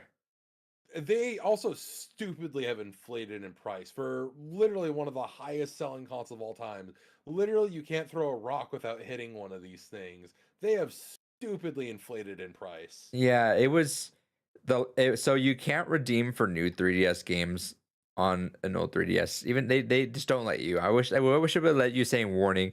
Just realize you cannot play this game unless you upgrade. That would have been nice, right? Yeah. And they wouldn't. So because of that, I missed out on 2 games I really wanted that are just lost in the ether of time. For now. I mean, you can get them. I'd have to play it on PC. No. Can you play new 3DS games 3DS. on old 3DS? Oh, on old 3DS. No, I okay, fair. That's fucking Nintendo. Yeah. I'm gonna track down a new 3DS eventually. And that's gonna get modded. I'm gonna leave my other one. You didn't at least grab like the new 2DS when they were like $70 when everyone else was getting one? I grabbed the new 2DS like a while, like maybe a year and a half, 2 years ago, and I didn't really feel the need for it. And then it had bleed through on screen, which bugged the shit out of me. And that was the thing the console did.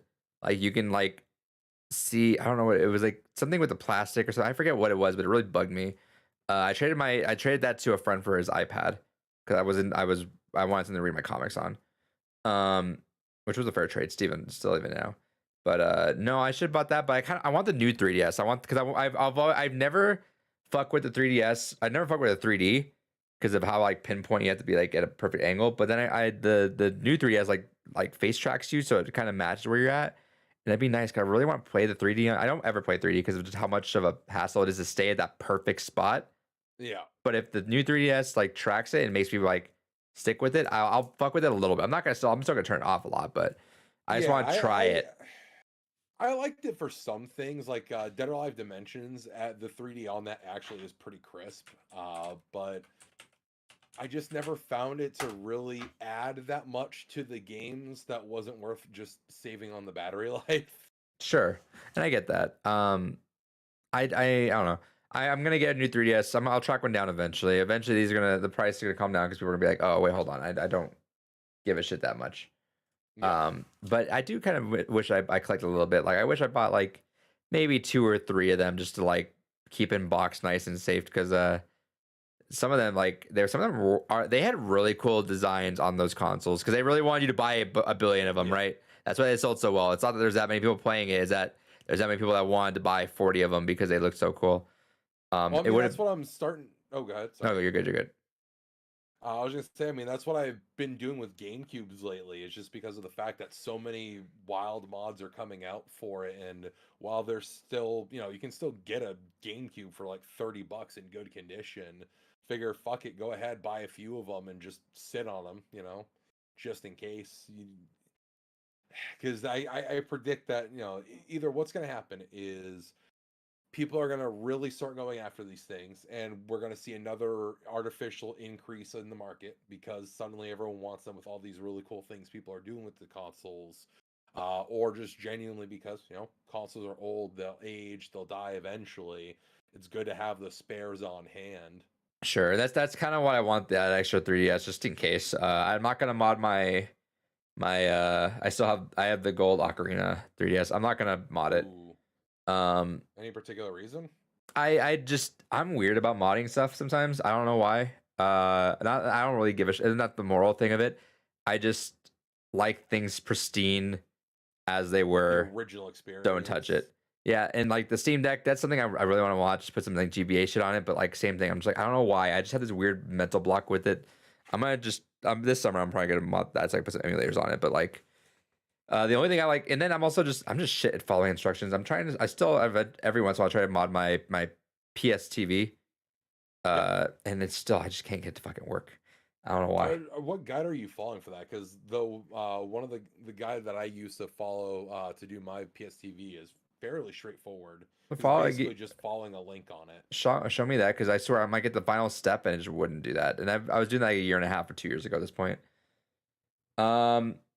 But yeah, I don't know. We're one of those like purists. I'm like, I don't like modding things really. I don't like doing too much with it. Even if I can, I just don't. I'm very stubborn. But then if like eventually it does, it's like, yeah, it's cool when it happens. Like I'm trying to still mod a few of my things on my old Switch, my launch Switch, and it's a bit of a hassle, but it's cool to do. Yeah, that's one of my to-dos at some point too, is my Switch, because I would like to start going ahead and ripping all of my Switch games, because I am at that point. I just sent you the link for the guide on that. Sweet. I'm at the point where honestly, so many games just run so much better on Switch emulators that I kind of don't want to fucking play them on my Switch anymore. Yeah, I love. So It's always I day kind of want to one. just Day one, people are playing the newest Switch game on the Steam Deck, which is hilarious to me. yeah at fucking Honestly, 60 FPS and honestly, like I'm gonna buy Tears of the Kingdom, but like I don't have confidence that game's gonna run well on Switch. no, and honestly, I don't kind of care to get it either. I mean, I know it's a Nintendo first party game, so it's not like it's going to have a major price decrease down the road It anyways won't. either. But at the same time, like it's going to sell well. It'll be available, especially because it's the fucking first party Nintendo game. But it's also one of those things that, like you said, it's going to run like shit. I mean, I just don't feel like it's gonna run well, and I'm like, yeah. other than Kirby, what other first party Nintendo game has run well at launch or at all for the Switch in the last few years? Like big game though. Yeah. Kart Smash. uh, Mario Odyssey was good. Yeah. That was the launch year. Um, Metroid Prime. It's a remake of a GameCube game. Uh, no, it's an old console, dude. 6 years, right? Or 5 years? 5 years. I think we're actually almost approaching 7. Yeah, 2018. Uh, 5 years. 5 years. Yeah. Yep. I could have sworn it Um, was longer than that. it feels longer than that.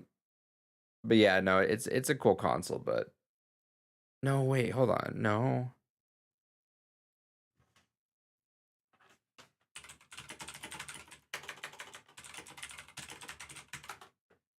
2017, 6 years. 2017. Yeah.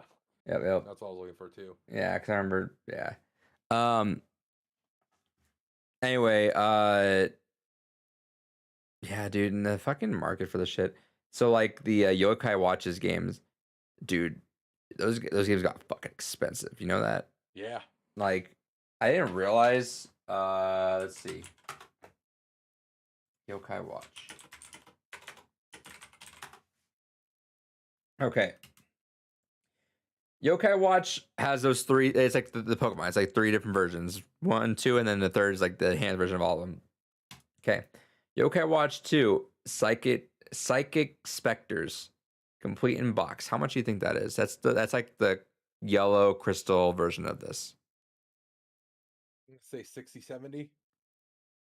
Loose is $100. Holy hell. Complete 178. Yokai Watch 3 was a limited printed sequel. No one really cared to get it. I think it was one of those games where like if you didn't pre-order at GameStop, no one got it. How much do you think that is? 300. Yeah, complete price is $250. New $400.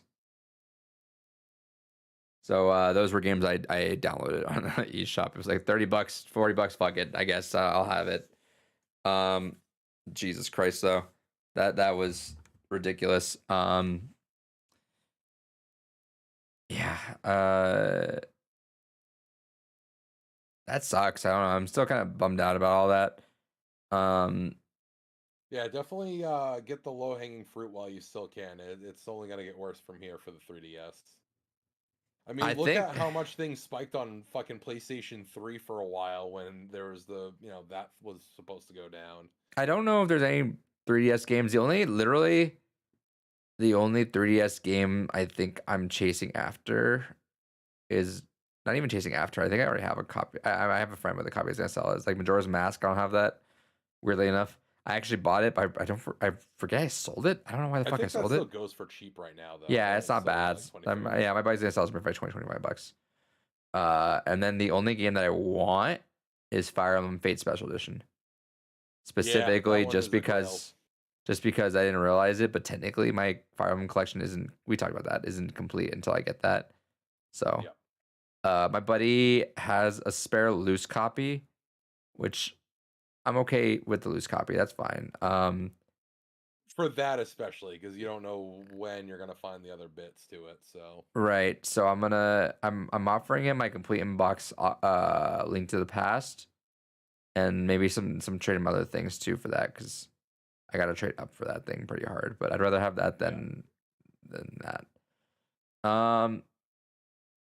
What else did you get, David? All right. So I got this just because even for my PC stuff, I've been wanting to try to get things physical, so it's not just like 20,000 Steam games that only exist in a digital aether. And I got this combo pack version of it, which I forgot this even existed. So this is a combo pack of Septerra Core and Shogo Mobile Armor. Two very heavily weeby Japanese inspired style games. Septerra Core is a kind of sci-fi RPG, and I kind of like how it's got the flip style. I don't know why. I just like the Hell efficiency yeah. of that.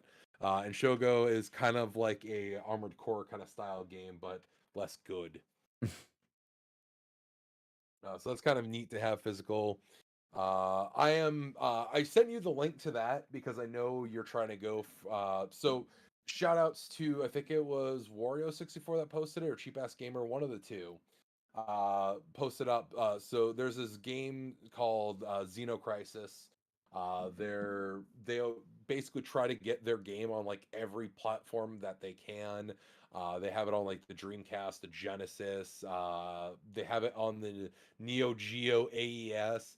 They just put up an N64 version and a GameCube version, and I made sure that alerted you because I know you do want to try to have everything that is of value on the Yes, that GameCube. was so bizarre. But I got a copy of that for N64 because I have determined that I'm going to try to get everything for the N64. The I'm not going to try to N64 get is everything so fun in a to collect. box. Yeah, no, I'm not. No.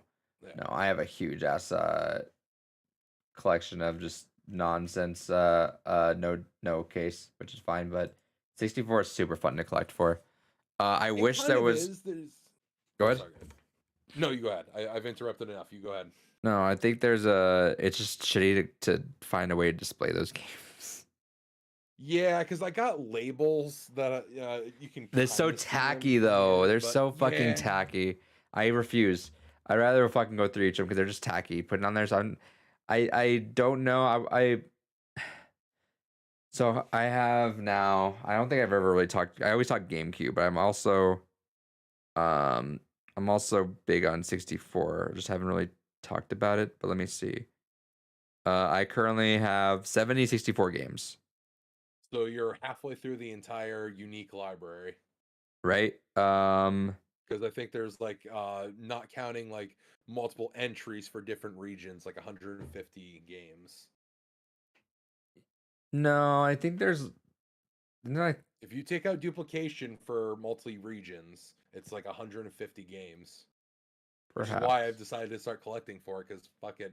There's the few high ticket items here and there, and then Yeah. Let me go look and see what are the high tickets on. Obviously, like Clay Fighter's gonna be a Mystical fucking Ninja Goemon, Paper have it. Mario. Have it. Actually, I don't know if I have Paper Mario for some reason. I got Goemon. I think what were some of the other ones there? Clay Actually, Fighters fucked. yeah. That one's gonna be a fucking Jesus Christ. How much? Do you know how much that's going for loose right now? Isn't that going for like 600 ish? No. Oh no, I'm thinking of the one that's like the best, the Blockbuster exclusive. No, that's what I'm saying. Is Oh, how much is it going for? uh price rating has it for 930. Holy hell! Yeah, it looks like there's a copy up right now. 6 bids, 2 days left. It's currently $860. Jesus Christ! Fuck, it's a really nice copy too. Oh, Castlevania: Legacy of Darkness. That one's another bigger ticket item. Shit. Should I do this and just put in payments? You can do payments. Go for it. Go for the gold. That would be that's a grail right there. Look, it's a really here. I'm gonna link you to it. All right. I can't. I Well, shouldn't I'm right gonna now, buy it. but I got my vehicle destroyed money. Fuck it.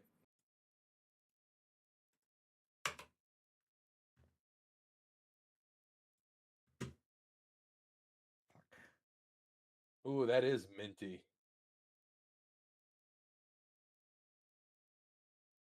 it's gonna go for like $1,000 by the end of this. Yeah, there's no way. It doesn't.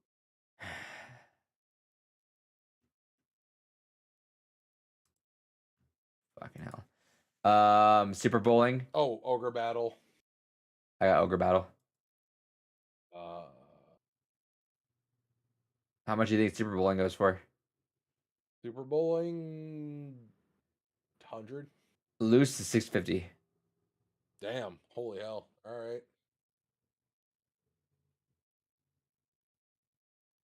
Stunt Racer. How much do you think that goes for? 7,500 ish. Stunt Racer? Yeah. No, 450, Then I'm 413. confusing it with another one. 413. Holy hell. All right. There's a couple big boys on that 64 list that are not fun to look at. F1 Racing Championship is currently loose for $305. Only one sold a year. What the fuck? Worms Armageddon is 276 loose.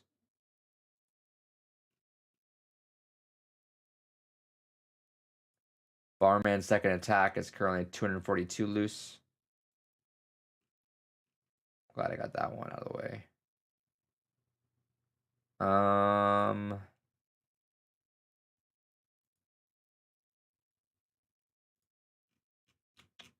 me look at one more. Conquer's Bad Fur Day is $134 loose. Jesus Christ. Yeah. Ogre Battle $122. Okay. Oh, I was gonna wait. No. Oh yeah, yeah. I wanted to grab that Tom and Jerry game. It's only $37. The cool thing about 64 is like every game is just kind of a wild creation, right? There's so many unique games on the 64, and it's kind of a grab bag of what you're gonna get, which is cool. Yeah. But yeah, that's definitely a fun thing to collect for. I wish there was a good way to display them though. Like I said, I had bought when I was a kid through a catalog. You know, my mom bought the like OEM green 64 case. I forget if I showed them off. Yes. Yeah, like green 64. Like you would close it up, this is Nintendo 64 in the front, and it'd be translucent so you could read it. Yeah. I bought 10. I think I only had like 8 or 9, I think.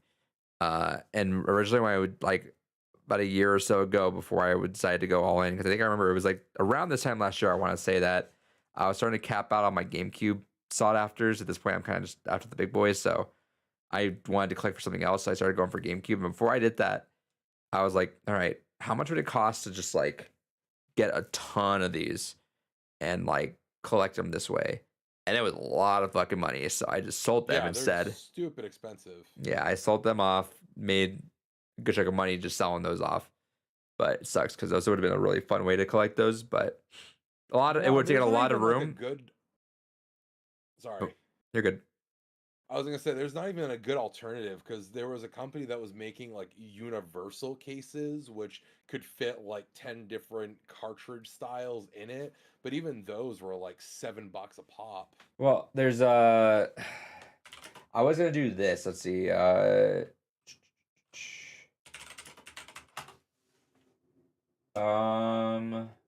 Cover Project. You know that cover. You know the Cover Project, right? Yeah. They do that, and they do the really cool ones where it's like they make it so you could put like in a VHS case. Yep. The problem is not every game has that, and there's some obscure ass 64 games that I would hate to just like not have up there, you know. I mean, if you could just at least find like the side labeling for the game, a high-res scan for it somewhere, you could probably just print the side label. It'd be jank when you pulled it out on the shelf, but just to be on the shelf would be all you'd need.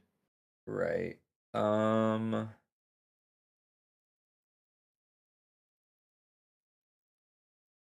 Yeah, like. So have you seen the way they do 64 covers? I glanced at it many moons ago Here, there's one for Scars. It's actually really because clean. that is what got me into doing the idea of like doing the cassette tapes for my Game Boy games. Is because I saw how a lot of people are putting up like cassette covers for their Game Boy games on there. Yeah, like these are really clean, honestly. Ooh, that does look slick. Like this is the way I would have to do it, but you'd have to really invest into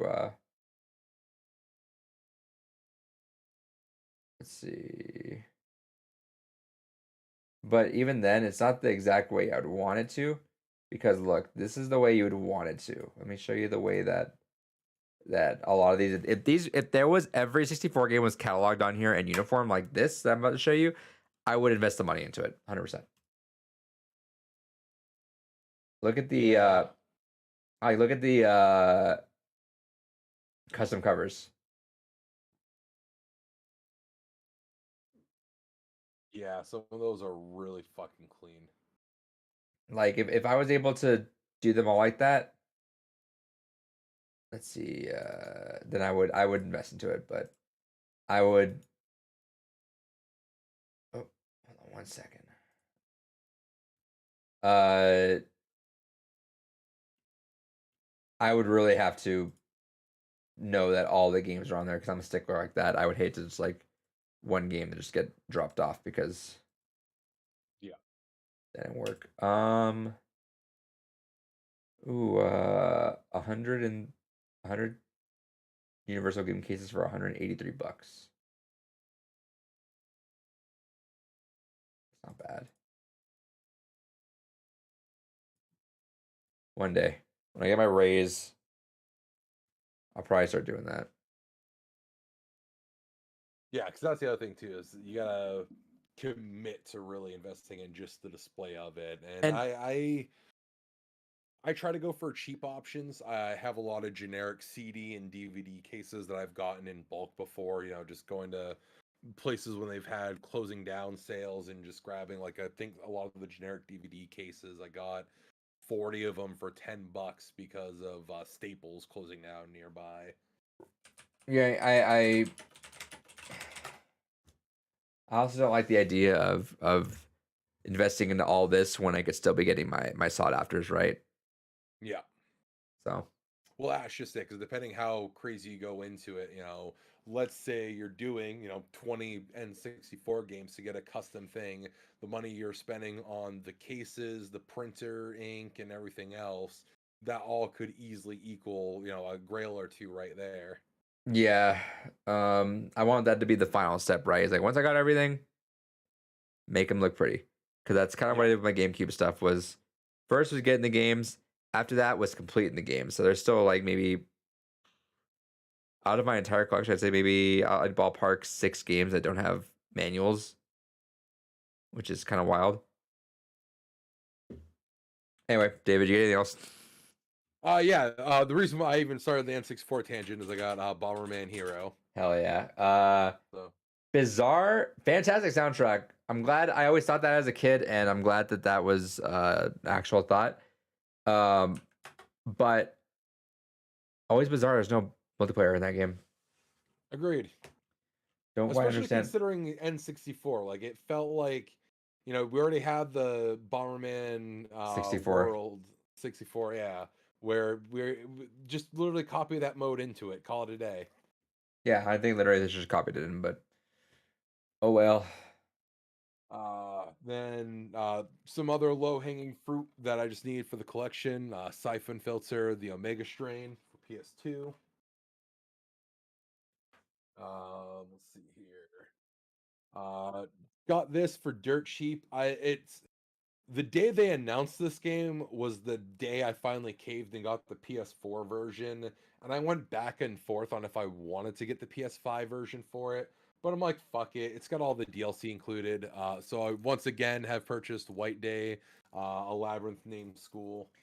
Sorry, Just I had to take a picture real quick. My yeah, I was talking to my mom yesterday, and she really wants my break. She's been just really into Breaking Bad all of a sudden, and she really wants my Breaking Bad lamp. when you guys look way back in the olden days, the old Blue Rupees, they would always be behind me. Now it's let's see if I can even bring this around. Special. Oh, it's right. Fucking. Let's see if this will work. Nah. Actually, yeah. If I take out these games out of the way, probably. Oh, jank. Let's see. Okay. You can see it right. It's holding that toad right there. You can see that. There you go. You see the face right below the controller. She was telling me to give that to her. I was like, I'm using it. I was like, no, you're not using it. I was like, yeah, but it's already there. It's sitting there.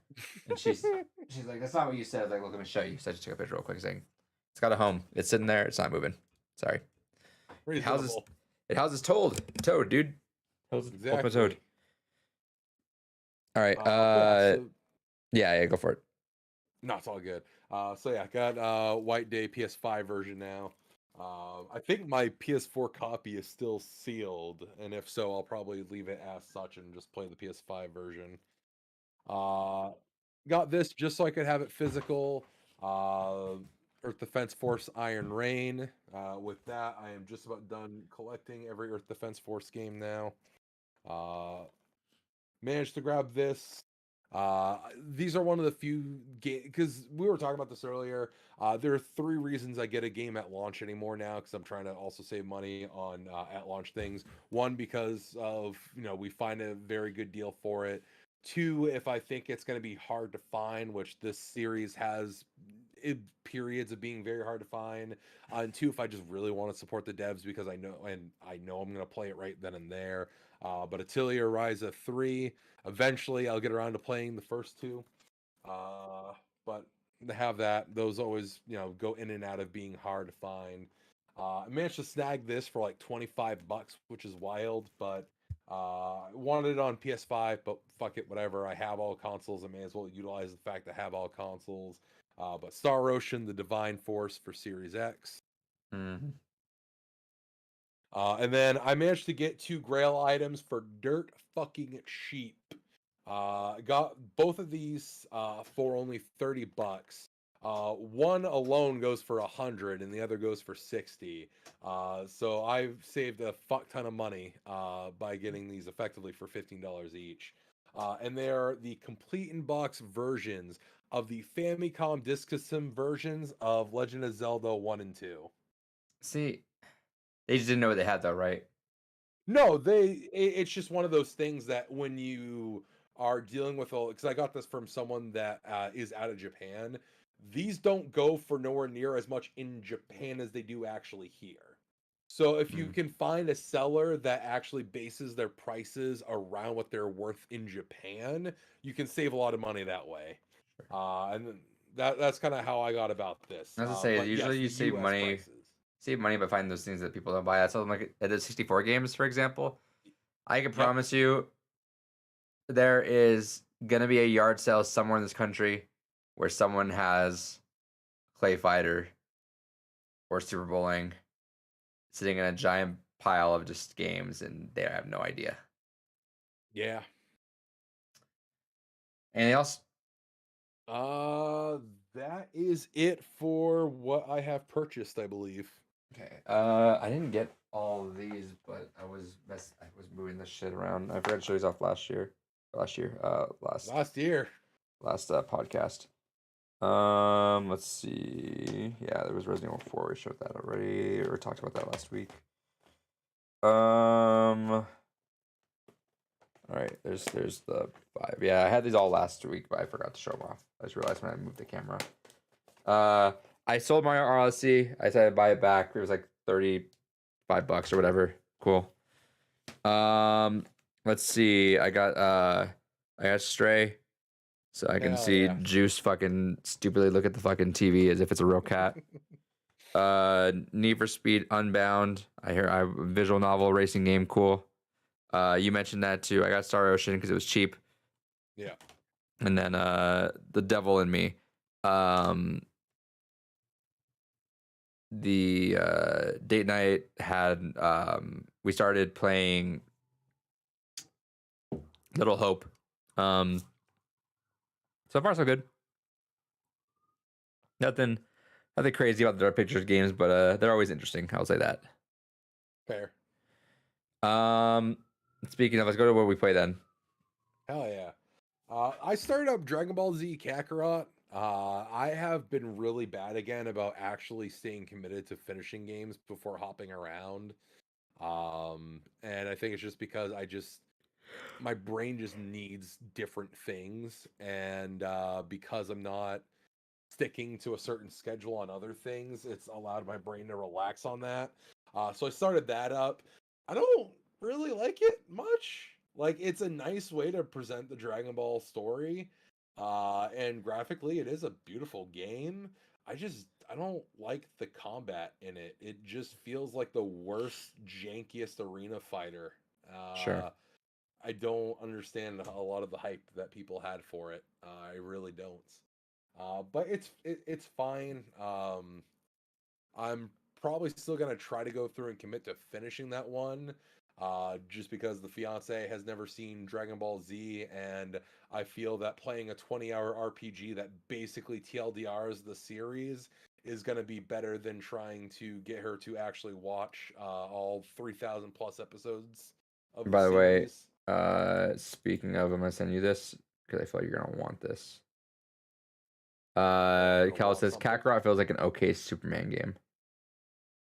Yeah, it's kind of one of those things where it's frustrating because, like, I really like the Xenoverse games. I thought they did the perfect balance of a fighting game RPG. But at the end of the day, Kakarot just feels like a regression. I know they're different teams, but it just feels like 4 steps back from what we have in those games. Oh, that's kind of neat. Yeah, I'm gonna buy it right I'm now. not a bathrobe person, but I dig it. Yeah, I'm getting it. Hell yeah. I'm Um, gonna put but this yeah, in so chat. I've been playing a little bit of that. The Playdate has gotten a fuck ton of updates, and so I've actually been going through and playing around on a few of the games on that as well. I don't know if Inventory Hero has an actual ending to it, but I had a really good first run, and I sadly have not had as much success as that first run I did in Oh, like Inventory new Hero. games updates? Yeah. Okay, I kept hearing that because I think the price is it either just going up or just went up. It just went up. It's by like $20 because of new manufacturing costs and whatnot. Here's the thing, Um, it's such a cool little thing. I understand it's not really for everyone. And they even say that it's not for everyone. yeah, It's literally it's supposed to be a adult fidget, where you're playing a game for just a little bit and that's about it. But it's such a cool little thing. Like every time when I decide to like charge it up and play it for a little bit, it's so just fun to like fiddle around with and it really is. I it's so really, and I get charming. it. It's really charming. And I get that it would have led to, more expensive costs, but truly, I wish it was backlit. If it was backlit, I'd probably play it a hell of a lot more. This is fair. I Um, get it. I get it does take away from like how it would look the way it does because it's so cool to be like monochromatic. But yeah, I get what you're saying with that too. because as it stands, I can really only, I mean, you can really only play it basically like the old Game Boys, where you have to be in a perfect lighting situation, and sometimes I just don't want to get that all set up just to play something for a few minutes. But I've been playing a hell of a lot of Inventory Hero, and that You has genuinely been quite charming. are you buying that stereo pencil holder accessory? I think I did get that when I No, did my it hasn't been original made yet. pre-order. They Oh, haven't even put it up yet. oh, I could have sworn that was part of like the initial waves that you could get that with your pre-order as well. No, because they haven't even started production. I think they're still like they just mentioned. Double check. I could have sworn. No, it was that in the Oh, cover. oh, that's right. It was that in the cover, and yeah, I didn't bother with the cover because I really have no intention of traveling I with it. So I didn't originally, and then I did because I like to take it to work. Yo, someone ported the 8-bit Pico Celeste Classic to Playdate. Yeah, Oh I sent that shit. to you yesterday. Oh, that's what you sent me. Oh, I know. Yeah. I looked at the link above. God damn it. Oh. All right. Well, I'm downloading that now. Yeah, no, it's fucking wild what some people are putting out on there. I really enjoy. Again, like you said, it's just kind of neat to go through and just play some of the. Even if I don't necessarily like all the games on there, it is kind of neat to see just the creativity that comes out of folks. Like someone did their own version of Snake on there called Snack. And there's actually kind of like different layers and dimensions to the puzzles that you can do with swerving the snake around Eh, himself. So, I don't know why. I'm into it actually, but I don't know why. I've been on a kick of wanting to bring around not my Switch or Steam Deck, but like bring my 3DS because I've been downloading so much shit. I've been bringing my 3DS, contemplating bringing my Playdate and bringing like my modded GBA just around. I was like, Yeah. I kind of miss the days of like Pocket, pull it out, play that because I'm trying my best. I'm still addicted to Marvel Snap. Not nearly actually. This is actually I've been thinking about it. I'm not a whale. Let me make that clear. I have Okay, put a DSP. I have put like we're not triple digits yet. But I have put a good amount of money into Marvel Snap. I've played it literally every fucking day since like September. So I'm like, it deserves the money. If I'm playing it literally every fucking day, and it's not like a couple of games here or there. It's like I put in like probably there's a lot of hours on Marvel Snap. So like I put in money because I'm enjoying my time. So fuck it. But no, it's not a triple digit. They've done some fucking pricing things that I refuse, and I'm not like, here's something. They do that a thing where we know like how mobile games they like mobile games free to play games will hire like a psychologist to know like what's the way to get people to spend more money, and the way they do is they'll put an appealing bundle and everyone's like that's too fucking much, and they put a cheap bundle that is good value, right? And you buy it instinctively because you're like, oh, that's a good value, I'll buy that, suckered in. But for example, Throg, Frog of Thunder, they put the Thor variant of the Thor frog. So you won't be able to see it. It's right there. 7,000 gold, which is the equivalent to about $85 for a card variant and some stuff, which like if you look at the value, like sure, if you're trying to do that. But no, I'm not at that level. So let's make that clear. But I'm wanting to step away from the phone though. I've been trying my best to like not do the phone as much as I can. Like I said, I'm off social media as much, which is better. Still don't like that I'm addicted to Marvel Snap, so I'm trying to step away from that a little bit. I still do whatever I need to do. Which, by the way, actually, if you're interested, David, because we talked about how you watch the side scrollers, there was a follow up, or there was another episode where they had two people on saltynerd.com. I forget what episode it is. Anyway, they had them on. There was a clip from them because they talked about DSP for about 10 minutes on there. But there's a dude on there. One of them like works in Hollywood, and they got to a deep discussion because he's very open about it. How he plays these mobile games. He plays 3 mobile games. He plays them every day.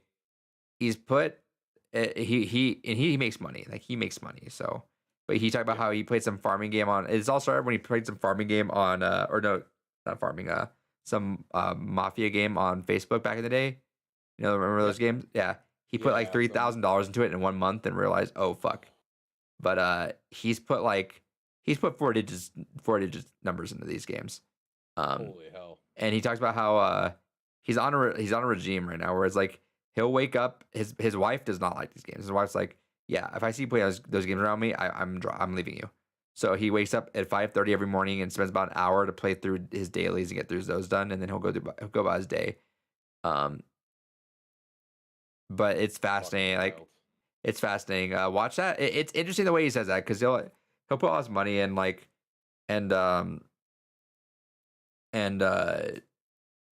people they try to say like how does that feel like? I mean, you're not putting your money in anything tangible, right? Like you're just kind of putting yourself in the way he says like He's like, I'm having fun collecting these things. Like, if you put your money into like figures stuff around you, like we do, he's like, Yeah. that stuff goes away too, and but you enjoy having the time to you enjoy having that and having the process around all that. Sure. He's like, I enjoy the process of collecting all my stuff in this app. I know it's gonna shut down one day, and that's fine. But just like you're not gonna have your things literally forever. You're gonna die someday, as am I. It's not gonna be forever, but I'm enjoying the moment that I'm having, so it is what it is. That's fair. Yeah. If you're doing what you're doing, you're having fun with it, and you're not begging your fans, or if you're not dire like tax fraud over it, or dire, right? As if you're not like, oh, I'm like eating ramen for the next 40 days just to live, then do your thing. But watch that episode. I'm not sure if it's like a 6-person episode. It's like everyone on Mark the Cyborg and this guy, I forget his name, but yeah, they have a pretty candid discussion about it. It's very interesting. I think you'd find it fascinating. But right. mobile games, they suck the fucking money out of you. Shout outs. But yeah, no, I've just missed those days of like dedicated small handhelds. It's so nice, right? Like the GBA SP, oh, it's so fucking. GBA SP is like peak design, right? It's a foldable. I mean, you got big hands, so not anymore for you. Yeah, but like, I do like the regular GBA because of that very reason. But when I was a kid, definitely that was fucking peak. SP is just so fucking. It's so perfect in the pocket. Clamp in there, good battery life. Yep. It was slick, rechargeable battery, and slick, right? Like, and the colors were good. Like, and like honestly too, like that's one of the beautiful things about the Playdate. It's like this is a fucking pocket handheld. So here, let me go grab mine. I'll be right back. Yeah, not a problem. We've truly lost that with a lot of devices over time, where even like pocket handhelds like the Vita and other things like that are not really pocket devices in the same sense. It's ridiculous the difference in portability. Because I've never been a big fan of mobile games. It's just I get the appeal. I get that a lot of people do like them, but I can't look at my phone as a gaming device. I really can't. And so I am that person that, when I go on like planes and have to fly somewhere, or if I go to any kind of long distance event, I'll bring my original PSP or I'll bring my GBA or something. And just because it's such a distinct experience that way, and it really feels like, this is my travel companion. This is my travel device. It has a charm to it that's lost a lot. Because I don't even really feel that with the Switch. I mean, I do travel the Switch quite a bit as well, but it's just not the same. Like, I don't even know if I'd necessarily really care as much about traveling with the Steam Deck, because it's portable, but it's not like that same level of like, this is a handheld kind of portable.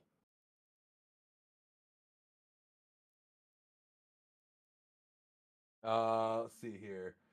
Kel's in the chat. I love the dread of my wife maybe leaving me if she catches me. Oh man, that's a sad thing though. At that point, I get someone wanting to find their happiness in life. It is definitely one of those things that we're not in this world for a long time, and you can't take anything with you, so enjoy it while you can. But truly, I can't. If you're at that point where your partner's like, bro, if I see that you're caving into this addiction to that extent, I'm gonna leave you. That should be a call of attention that maybe there needs to be a change in your life. You know what I mean? I can't imagine that level of addiction to where it's this or my wife kind of situation.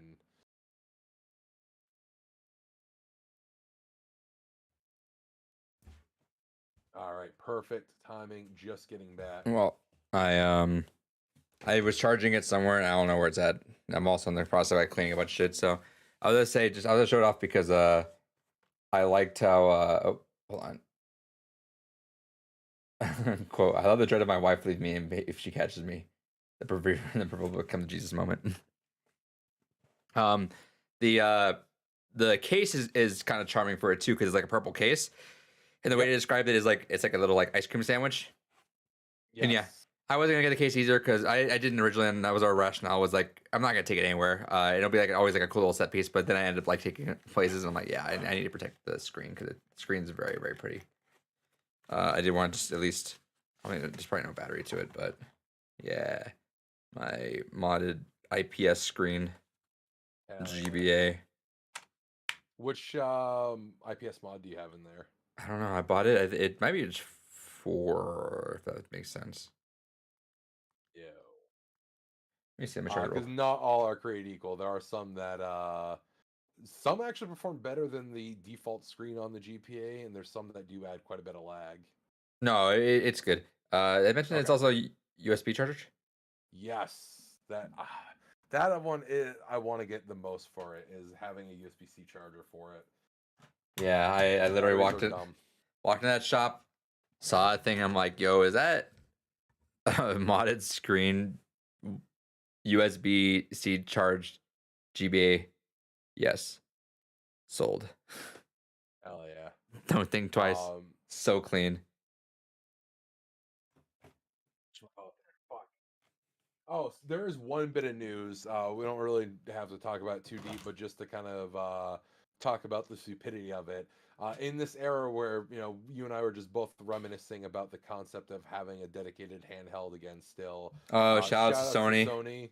Yeah, don't do it. Oh, don't do it. Another handheld. Don't do it. But that'd be ridiculous. It's just gonna be specifically to stream your games locally to this handheld from your PS5. What is the fucking point? Yeah, don't do that.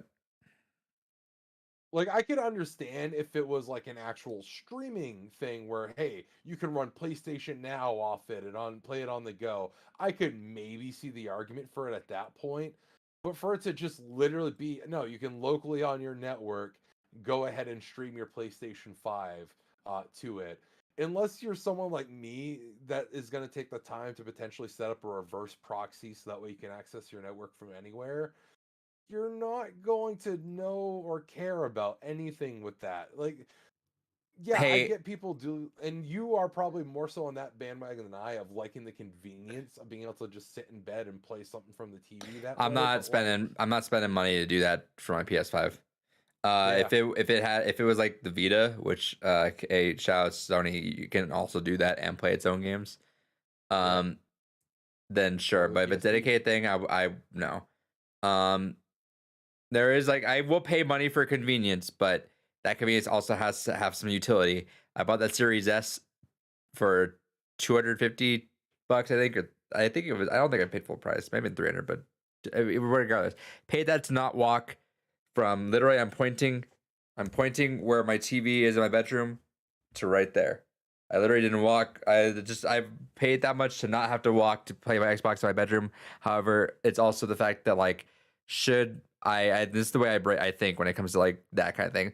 Should I ever play a game with my class that I have downloaded on Xbox and that thing is super portable, pull that thing out, take that to work because that thing is super easy to in my bedroom. It's super easy to unplug stuff and pull it in versus like my entertainment center, which God, I really want to rearrange my apartment.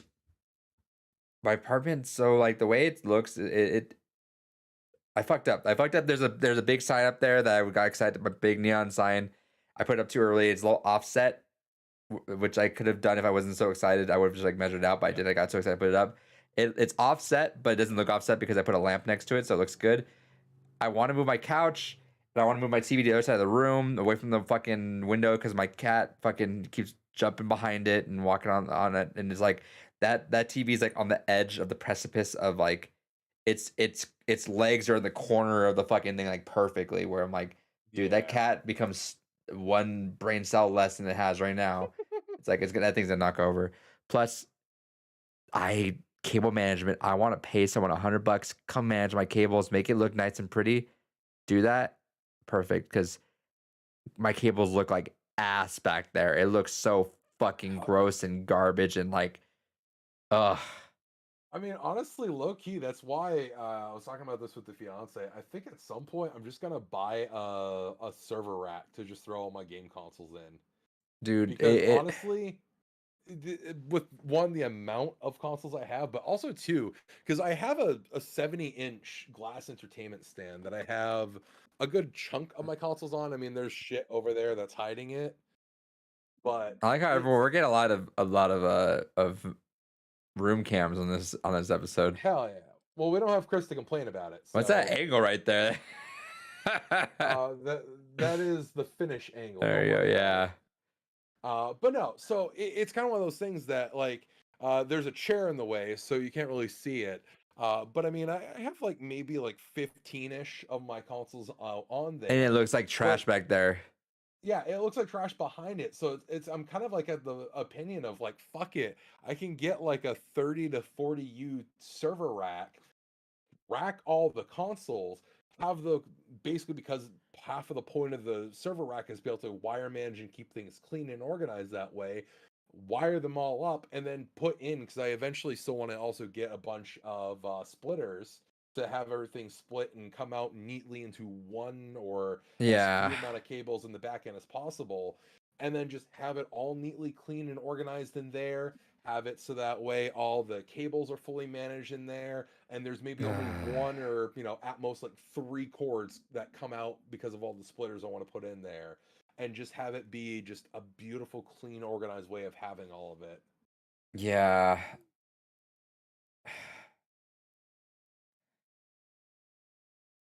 Because like that's the unfortunate thing, that when it comes to collecting, is at what point do you focus on the presentation of it versus the practicality of it? Yeah, because I'm very I much switched to these wire racks because I can fit a fuck ton of games on these as opposed to the bookshelves.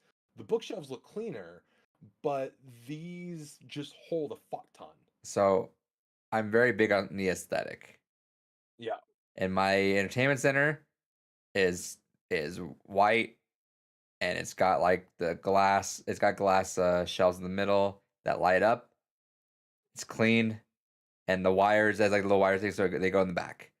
The behind it is trash, and then I think I just need to move it. I'm like, in my head, I'm slowly like coming to terms with it. I would need to figure out an elegant way to move my couch, because my couch, I don't know, it's like this weird like there's little bits that I need to fix around the place, but ultimately it just looks like ass back there, and it's so gross. And then yeah, it's then like, because the cat likes to walk around back there, which freaks me out. So I'm like, it's all dusty, and I'm sure there's hairs and stuff. I'm like, I see those like the cable porn. Go to like Reddit and use like r/like cable porn. You see everyone like there's nicely like ribboned and like color coded. I'm thinking I need to do that. So what happened is like it's a big fucking neon sign, but I had to drill some holes in the wall to like hang it. So that they had what? Oh, no, I was saying, if I was just saying, yep. Oh yeah, and I would have to like cover up the holes and then move it, shift it over a little bit, do that, and then the couch would have to get moved, which sucks because right now the my record player is right underneath the neon sign, and even though it's like a little offset, it looks like really good there. So I'm like, but then if I move the TV, I can move the TV right now on its own like that, but then there's like no couch across side of it, which it's not that bad, I guess. I don't really have. I'm not one to have people over, and if we do, I'm kind of thinking maybe the couch is more like a board game thing. Maybe that makes me maybe it gives an importance to me using my sumo bag somewhere. I don't know. I'm thinking. I don't know. I like to move things around. I need to do some spring cleaning anyway, because like I just hate the cables. The cables look so fucking garbage. I hate it.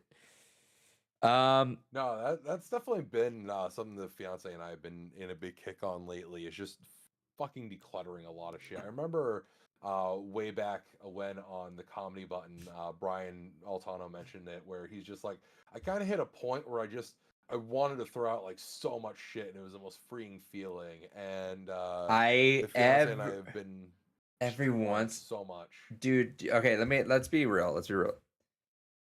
It's cool having this shit, right? It's always cool, like kind of walking into like something you would have loved, like when you were like fucking 10, right? I have a little part of me because I have two different aesthetics I love. Loud, like vaporwave, like underground dive bar arcade style stuff, and very minimalistic too. So in my apartment, the living room is loud, this game room is loud, my bedroom's quiet. I don't none of my nerd shit really goes into my bedroom. I got my console, I got a couple consoles in there, sure, but like bedroom is super plain. No posters up, nothing. No nerdy lamps. Um, even I have like extra spare coasters, like my little PlayStation ones. Even these, I have like some wooden ones I keep on my nice table, and yeah, I like those. Like I just it's sensory overload at some point, but I have a little bit of me every once in a while. I'm like, dude, what if I ever just sold all this shit and just downsized and just lived really minimalist, like just the core, absolute bare essentials that I would ever want. You would have a hard time because you keep everything cataloged physically. So you'd have to like go to the dark side and be like, if I ever want to play all these games, I got to go to like digital only. That's it. But and then you would keep whatever you'd like the grails, right? But like yeah, I mean, I've tackled that with myself quite a bit. You know, films are something that honestly I'm working on fully going digital on. Over the last couple of years, I've slowly been ripping all my films, and I just need to buy a few hard drives, and then I'll be having my file server all set up and running and good to go. And then, honestly, other than the fact of just displaying them on a shelf, could even just get rid of a lot of my films at that point. But games is definitely one of those things I've thought about it because as much as I have invested into having modded consoles and so many other things to have as much as the pristine original experience as possible while still having modern conveniences with a lot of things. I've honestly thought about the idea of, you know, if there's ever a time where I'm like, fuck it, I'm done. Just, you know, $500, get a Mister, and then have basically FPGA accurate emulation of everything up to the PS1 essentially. And then from there, beefy ass computer to software emulate everything else. I can you that would imagine be how something. much money would you make right now if you sold everything? My current value of my game collection is 49,000. Yeah. I'm sitting around, let's see, if we're looking at just Game Eye, 34,000, and then we're not looking at my vinyl. We're not looking at like some of the other collectibles that I just have like laying around. Like that's a big chunk of money. And then if you downsize right and you keep everything super minimal, like you're not spending a lot of that at all, right? Yeah. And then think about this is like once you get rid of that, you're not gonna want to rebuy that. Like No. it would take a lot for you to ever want to go back in on it. So that means like you're probably not gonna like be like, oh, I want to go back into this and do this again. Like you're probably gonna be out. Yeah, no, like if ever there was like a house fire, you know, chaos forbid, if there was ever like a house fire and I just lost all this, never going back to it 100%. I will have a gaming PC and I will just do everything 100% digitally, and that would be Uh, just the end of it. Do you catalog your stuff for I guess for like insurance, right? Like is everything cataloged on Yeah, there? that's part of it is for that, because you have to have proof of everything you have going into it, so that way they can be like, oh yeah, you have that. So So that's wait, why I go how ahead. are you doing that specifically? One is I do with the game databases. I use that to kind of keep track of the values and everything. But what they look for is either receipts or physical evidence that it existed, like videos and stuff. So that's So why shout I out to the do like, podcast. yeah, exactly. Like legitimately, that is one thing that I do like about doing this. And like honestly, Chris is really smart about doing the occasional updated, like, oh, this is my X collection right now. Is because, you know, if he ever was in a situation for insurance purposes, that is a great thing to be like, this is what I went ahead and just to show it off right there. You know, if they most insurance companies, that's all they're gonna look for is like, do you have something to show that you physically had in your possession at that time? Some, depending on how high the payout is, will then be like, okay, but do you have receipts? And then they'll really want to itemize it, which that is like the shitty thing with eBay and whatnot, is that you lose those receipts over time. So, if you really care about itemizing a lot of that, make sure you keep screenshots of all that and keep it in a folder somewhere in your computer, or even print them out, put them in a fireproof safe if they're like real high end items. But yeah, that's kind of what they look for, is having some kind of evidence that it was in your possession at some point. So that's actually one thing that I do occasionally do, is I'll take pictures of everything that's in the house, just so that way, should anything happen, for insurance purposes, I have all the itemized things that way. I want to do a collection video sometime, especially for like my GameCube collection, probably. Hell yeah. See, actually, I sent you in the group chat, the Discord chat. Someone has locally here NFL Blitz for 350 for the One Up Arcade with the riser. I can't do that because that's when it was $200 fucking dollars at Sam's Club. I should have bought it. I didn't because there's no room. Like I have room for like one more. Yeah. And then I have to start spilling out of here, and I don't. Well, I like I said, I have these weird peculiar things about me where I'm just like I need to keep things organized, and I think once they start spilling out there, then it gets weird. So I don't know. Aesthetically, 4-player compact, 4-player compact looks better, and then and yeah, you're gonna see some of the mess there too. Fuck it. I have room like that. I'd have to move that shelf.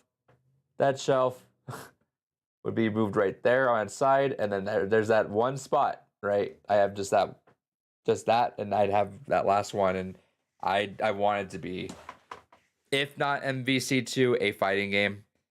I'm also even like, depending if MVC2 doesn't, they're gonna make more. They've talked about they're making more, and I think the second wave, after now the hype has died down, I could see the second wave of it being like $400. Not MSRP. It'll be how much, but then like maybe like around Black Friday, if they release it sometime, it'll be like maybe $400. If it hits that, sure. If it never, ever, ever, ever, ever dips, and it's one of those, I got a snipe at $700, I might settle for Time Crisis. Time Crisis. Oh fuck yeah. That's probably the other one that I think would be really, really cool to have, is Time Crisis. I want just different, distinct arcades, and as much as I like NFL Blitz, no late hits, and I got my sports one, Fair. So. And then I also put in there what a server. Yeah, I saw that. Yeah. So that's what I'm looking to do for the games, is just to go ahead, toss them into something like, or the consoles rather. Because I have consoles fucking everywhere. So you can see the. Here, again, let's go on a magic carpet ride here. So you can see that I have that big old display of them hiding back there, which that is not an easy thing to get to. It's basically right up against the wall, so it's a pain in the ass. Then I have over there the entertainment stand that have a bunch of stuff. But then also in that closet right over there, I have even more in there. Plus I have some downstairs, some that I keep in the bedroom, and I have a couple in the dining room that I'm working on cleaning out right now.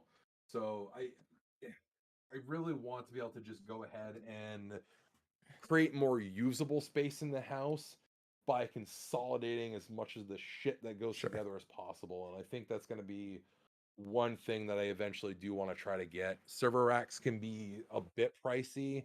That guy's selling that one for $550, which I think it's like $300 off the usual price for that particular model.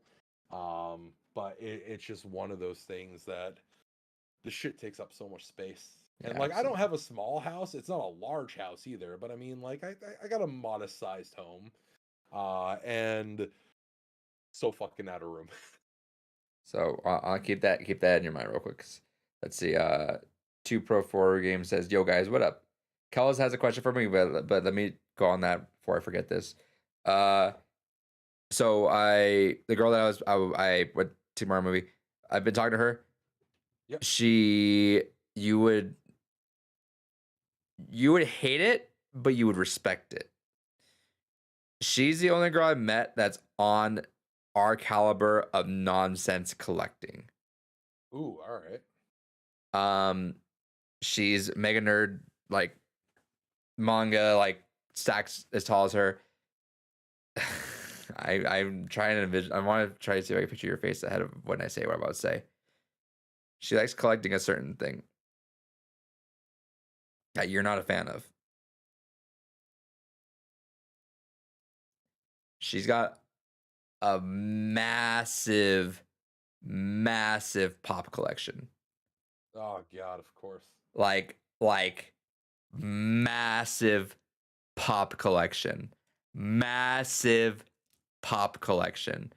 And like you don't like it, you'd have to respect it because it's like, so she just got into a new place. It's a 1-bedroom apartment. It's definitely on the smaller side. Her walls are lined up with it, dude. Like Holy hell. massive pop collection. And she's got some banger ones. Like she got Shinron up there. She's got like I forget what there's one. I forget the name of it. Like, she got some really good ones. I mean, that to that extent, yeah. Even though I don't like pops, I gotta respect the chase. You know, that's Chase some figures. dedication. Yeah. She has other stuff too. She collects other stuff. So like, there's like other figures, but like it's a ridiculous fucking pop collection. Like holy shit. And she has 2 dogs and a cat in there. I'm like, holy fuck. I don't know how things are just knocked over. I was like, I don't know if this is gonna work because like if my mom ever met you, she wouldn't like you because she already gets mad that I collect all this shit. She gets so mad. She's like, stop buying so much shit. I'm like, I also don't have kids. Like, what the fuck? If I had what kids, else am I gonna do with my money? If I had kids at the age that every other Hispanic male like around here does, I would have spent that money on that kid. So whatever. This is funds I can get back whenever I need to. Yeah. Also, it's not assets sitting in a bank to be stolen by big corporations and all the other and bullshit also going it on. wasn't spent on alcohol or drugs. So hey, shout outs. Yeah. Um, Could have but yeah, been butt huffing cocaine, but here we right. are. But yeah, no, her fucking collection's ridiculous. At this point, like again, I'm like, I feel like you've tapped out a room already, and she's like, I can move things around a bit more. I'm like, holy shit, it's walls of pops, which you could not like it. And I understand why, but I think the fact that it's so consistent though, it makes it look cool. Yeah. Because that's the one thing we got to give the pop figures is like everything is so uniform that it makes it look cohesive together, right? That's fair. Yeah. Um, but I forget, she was showing me some. She's got like a lot of anime ones, and she's got some ridiculous ones that are worth like $400. I think there was one that's $400 that she even got signed by the voice actor too. That's pretty sweet. Yeah. So you're big into horror too, so she has like the Tales from the Crypt sign and all that stuff too. Ooh, all right. So like it's like a really weird aesthetic. I'm like, your aesthetic does not match mine, but like it would go side by side. They would fit together. However, I can't imagine. I don't know if it's gonna work because like I can't imagine if it was ever a house spot. I can't imagine the amount of fucking people you have to hire to put that shit in there. There's too much hands on board to have to do that. Going back to Kel's. Let's see. Kel says dream cabinet to own. What is your dream cabinet to own? Man, there's quite a few. I would love an. I know what I had 2 answers. I got one that doesn't. I don't think it would fit, but it's something I've always wanted to own. I think in terms, man, definitely I would love an actual MVC2 cabinet. I think that would be fucking wild to have. But I'm gonna go with two. I'm still torn between two things because if ever I got actual cabinets, This is what I was kind of alluding to earlier. I wish I had bought old broken arcade cabinets when they were dirt cheap around here, because Sure. super guns have become so prolific now, where you can just hook up cabinets to your TV and just play them like an actual console. That fucking so many arcade games could just Cabinets are so fucking cool. You know what? Cabinets are like that same thing that I don't know. I feel like I associate them with like the dedicated handhelds, where it's like it's super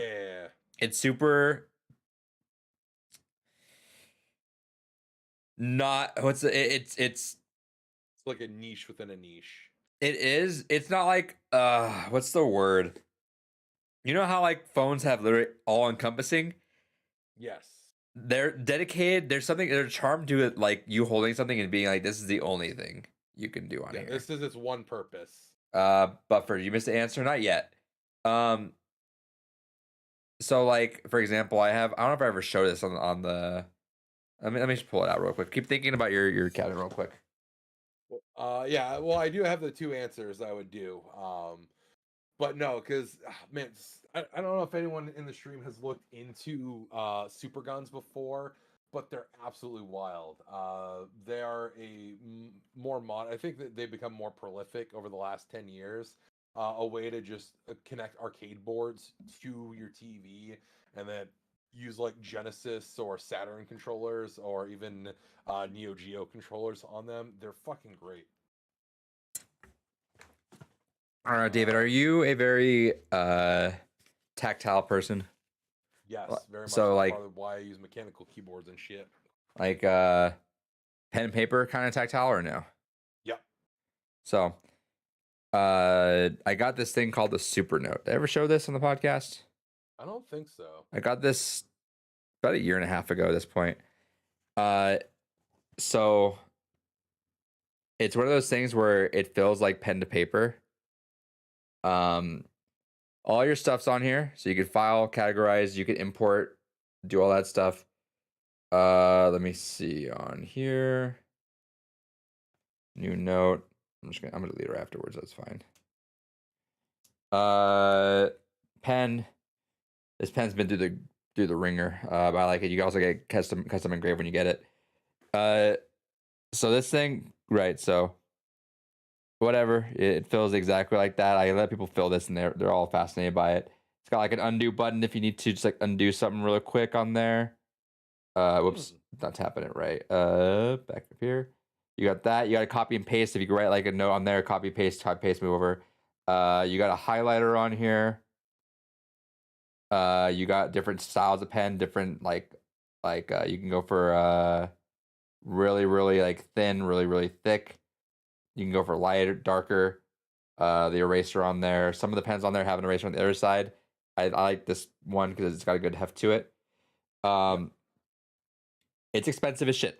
I want to say $400, $500. But also, here you're like this too, David. Up here, you got all the stuff. You got templates, and you got all different types of templates. So you can go on here to college rules. You got 5mm engineering grid. You got blank page. Let's see, moving on here. You can also import different templates, by the way. Quadrants, note takings. You also got at the end. You got planners, and you could set it so that this thing can like open up to your planner, to your to-do list, so you could like knock that thing out or make it like a top note for it. So it's a quick note tab. What's this product called again? The Supernote. Now here's the kicker, David. So everyone asks me, and they all love it. I literally never. I've shown this to a lot of people because everyone's always. I get people stop me like whenever I'm like even at work or out and about or in class. People are like, "What are you using?" People catch on because they don't notice what I'm doing. Some people don't even notice I'm on a pad because like indiscreetly, this almost looks like if you're not paying attention, it looks like kind of like a notebook, right? Yeah. People don't notice until they see like, oh, you're just like doing all that anyway. It's expensive. The big point is that so you go in here, you slide, you got the menu. Check this out. So everyone's like, why do you do that? It's like, because I just need no distractions, right? I can't, if I did this on an iPad, I can get an iPad and get this pens, but I can't do that. I need this on here. and then you got emails on there if you need to, calendars, but the only external app this allows you is, oops, let's do that. So it's there. Oh, it's trying to tell me about this new stuff I updated just recently. Kindle. That's pretty fucking sweet. So Jesus, dude, you good? He's on a mission, man. He is. Do what? He doesn't know, but he's on one. Right. So it's just like almost like the regular like paper whites. So that's the only other thing it does. Like the only external thing it does is literally write notes and Kindle. I just sent it to the fiance. She's intrigued by it now too. I've showed everyone this. I showed my lawyer friend because like you spend so much money and she was like, yeah, I spent so much money on just different like notebook for case. Like on here, if I pop to also battery life's fantastic, obviously. Let's see. Let's just go back to the front here. Files. Like literally for here, I just put everything categorized, and it's so it's just at some point it's so much cleaner. Just there's work, file, format, boom, boom, boom. There's everything listed on there. Boom, boom, boom. Everything's listed in there instead of having to go through all these pages because I get so disorganized, and like if it gets to a point like where also this, I feel like I showed this off because that's what I used for Drakengard when I was knocking everything out. But it'll get to like, well, if someone asks me, interrupts me, hey, I need to make a note real quick, I'll like use the bottom piece of paper like I have, but I'm like, I'm not gonna remember where that was. But on here, I get just a quick note, boom, boom, quick access later on. It's a lifesaver. That thing got me through my entire grad program. I was so hesitant on that. I just did not. It was such a fucking hefty bullet to bite, but couldn't be happier with that purchase. It's so fucking good.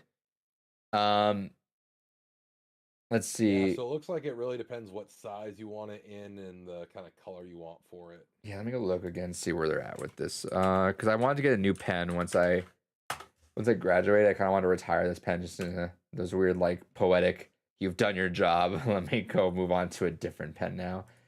But let me see devices. And which one did I get? Yeah, because I'm looking at the Supernote X Series Premium there. So I have the A5X, which is that's like the full like a notebook size thing. The other one's a little more like it's more portable for sure, obviously, because it's only 7.8 inches. I feel like that's a really good like if you're an out and about kind of person, throw it in your like handbag or your purse or whatever, and pop that thing out, boom, boom, boom. Yeah, if you were actually gonna like travel with it, because a 10-inch screen is a lot to lug around, especially at that price. A lot to lug around for a one-use item. Right. And I'm sure the A6X, which is the smaller one, I'm sure that's also a fantastic Kindle on its own too, being that size. But obviously I'm writing notes all the time in my time, and this is always going in my backpack, so like I got plenty of room for that. So you stop pay, that's dangerous. It's dude, I swear by this thing. Everyone I've shown has been super impressed by it. The price point, part of the price point is that it's dedicated, right? It's weird when you think about that. It's like, hey, it's expensive. It's expensive because we don't allow this shit on there, you know. It's one of those like it's an investment. It's a are you willing to throw away all your paper and pens and do this from now on? Because you will.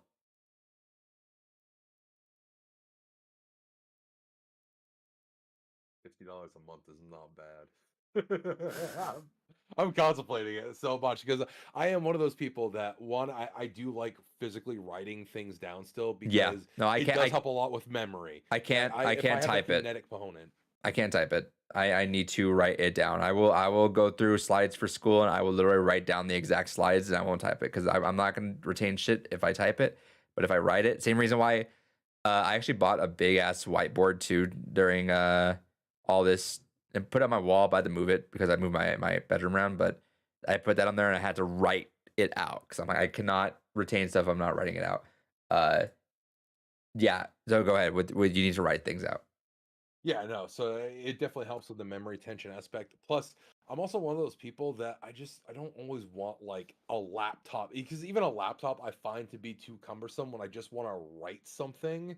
I just want to be able to go ahead, have a pen and paper, college rule notebook, all I need. Pop it open, jot down whatever I feel like writing, Mhm. and then I'll go and I'll type it up later when I want it neat and presentable looking. Like I don't like even just using a laptop for that. I'd rather just physically get it going.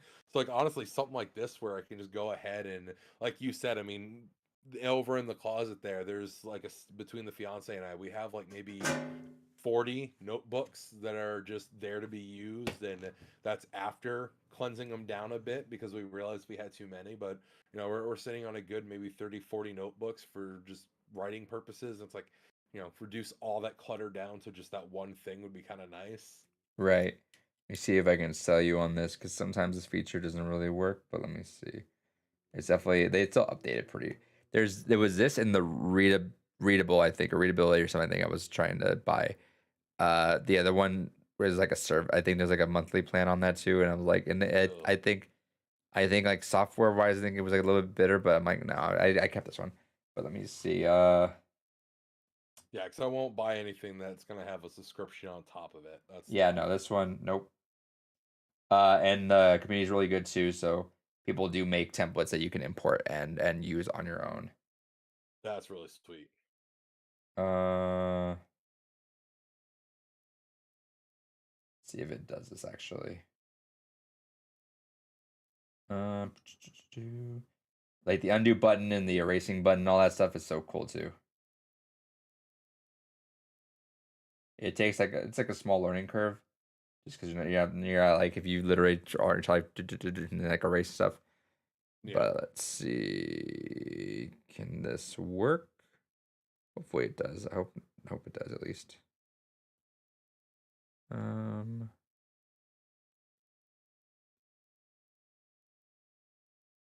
Okay, so yeah, there you go. It has recognizable. So, what's up, everybody? I'm Gore the Movie God. I click that, it'll turn it into your handwriting into. That's fucking sweet. Now you can't write in Chicken Scratch, obviously, but like it has a real time recognition too. So and you could do that, and then you can literally export that into like a doc on there as well. That's really fucking sweait. Would not be Um, helpful for me because my handwriting is shit, but the fiance has gorgeous handwriting that it'd be useful for. I want to say it's definitely one of those features that they're still like kind of working on and getting there. I want to say it has Dropbox as well. Mm. But yeah, no, there's this thing is literally it made me get through everything. If it wasn't for that, then it would have been nuts. Yeah, no, this thing is crazy. You got stuff up here, so you can like mark for keywords and everything. You need to search for all that. It's so cool. Um, Obviously, I didn't really need to show off the podcast before because that's not a thing. But hey, uh, No, also, that's if you do this, get the Heart of Metal pen. Let me go look and see the that. heart of metal. Yeah, there is a second version that I was actually that's the one I was gonna buy because I haven't gotten that one. I have the original Heart of Metal pen. I'm gonna grab the second one because why not? You some nibs you have to replace. You never have to replace this one. Mm. Um, all of these have free engraving on it. Oh, that's pretty sweet. Yeah, so like on here, you can engrave whatever you want on it. And then yeah, the Heart of Metal 2. It's like you got different colors on there, so I would recommend that one because some of the colors are a lot more fancy than what I was getting. But yeah, this one has a good weight to it. Alone, not really, but when you put the cap on it, it's got a nice balance to it. Mm. But absolutely, if one of you guys needs to test run it and try that one, I can promise you the other one's gonna buy it because you're gonna love it. Like and again, the most important feature of it, it feels like you're writing on paper. Like it's not one of those like slidey, glidey, like weird, like stylus kind of things. You are writing on paper with it.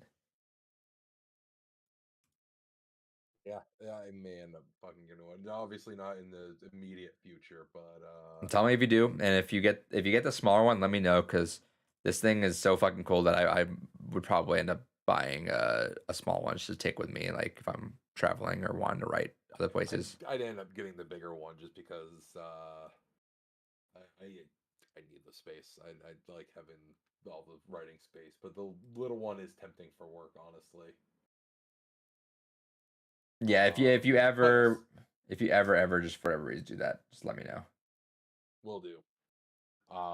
And to answer the questions for what cabinets would I want, uh, aside from fighting games, because I feel like that's a little obvious for me because that would be the basic go-to. Is I love me some fighting games. That was the Right. majority of my arcade time as a youth. But the other arcade time as a youth was rail shooters. There are two arcade cabinets I would want to get. One because one is a very distinct experience. You are only getting it as that arcade experience. There's no other real way to play it. And the other one just because it's such a rare novelty. I'd love to have it. Um, the first is I can't remember the exact name of it, but it's like Safari Compatibility Hunt or something like that. And it's a rail shooter that you play with two people, and it puts you in this like big buggy caravan kind of contraption, and it's all about playing through this rail shooter co-op with someone while having perfect synchronicity in your firing and trying to blast through the challenges perfectly together. And you get different endings depending on your level of compatibility, and there's like different branching paths you can take depending on what you cooperated on, what you didn't cooperate on, things like that. And it's just such a wild, just distinctly arcade experience that I absolutely adore it. And every time I go to Fun Spot in New Hampshire, I always drag someone into that booth to play that with me, just because Nice. it's such a when I think of like an arcade experience, arcade game, that's where my brain goes. And then the other one, I had the chance to play this at a local arcade maybe 2 years ago, and it felt like a return to form. It was a little ridiculously hard during certain points, but I would love the new House of the Dead game, 100%. It's still a Japanese exclusive cab right now. I think there's only like 5,000 in the world right now, but I would absolutely adore it. Which actually does bring me to a runner-up third cabinet, that fucking Enter the Gungeon light gun game.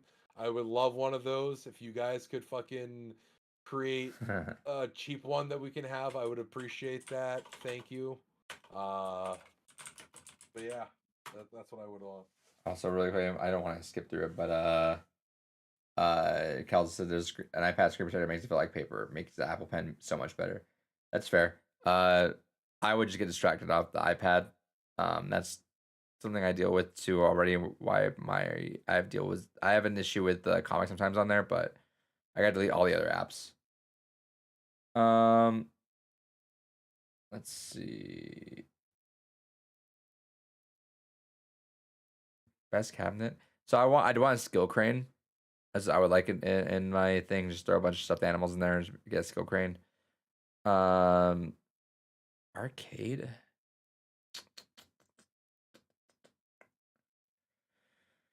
I always wonder, like, if we're talking like space wise, if space is an issue, like get like a Halo cabinet, the light gun with the Halo cabinet, that'd be cool. But um, I'm trying to think of what I'd play back in the day a lot. Light guns are just so much fun on cabinets. That's why I'm leaning towards Yeah, like Time Crisis if I wasn't gonna get the MVC. I almost said Time Crisis, and there's another one where the name is escaping me, but it has like a duck and cover feature with a little pedal that you do. That one was another one I was contemplating in this scenario. Nice. Oh, and I did in the Discord chat also put a link to an example of a super gun. They're fucking wild. I may end up actually start collecting the Adamus Wave series of arcade games because those actually are like little cartridges that go into the arcade board and would adapt pretty well with that. Nice.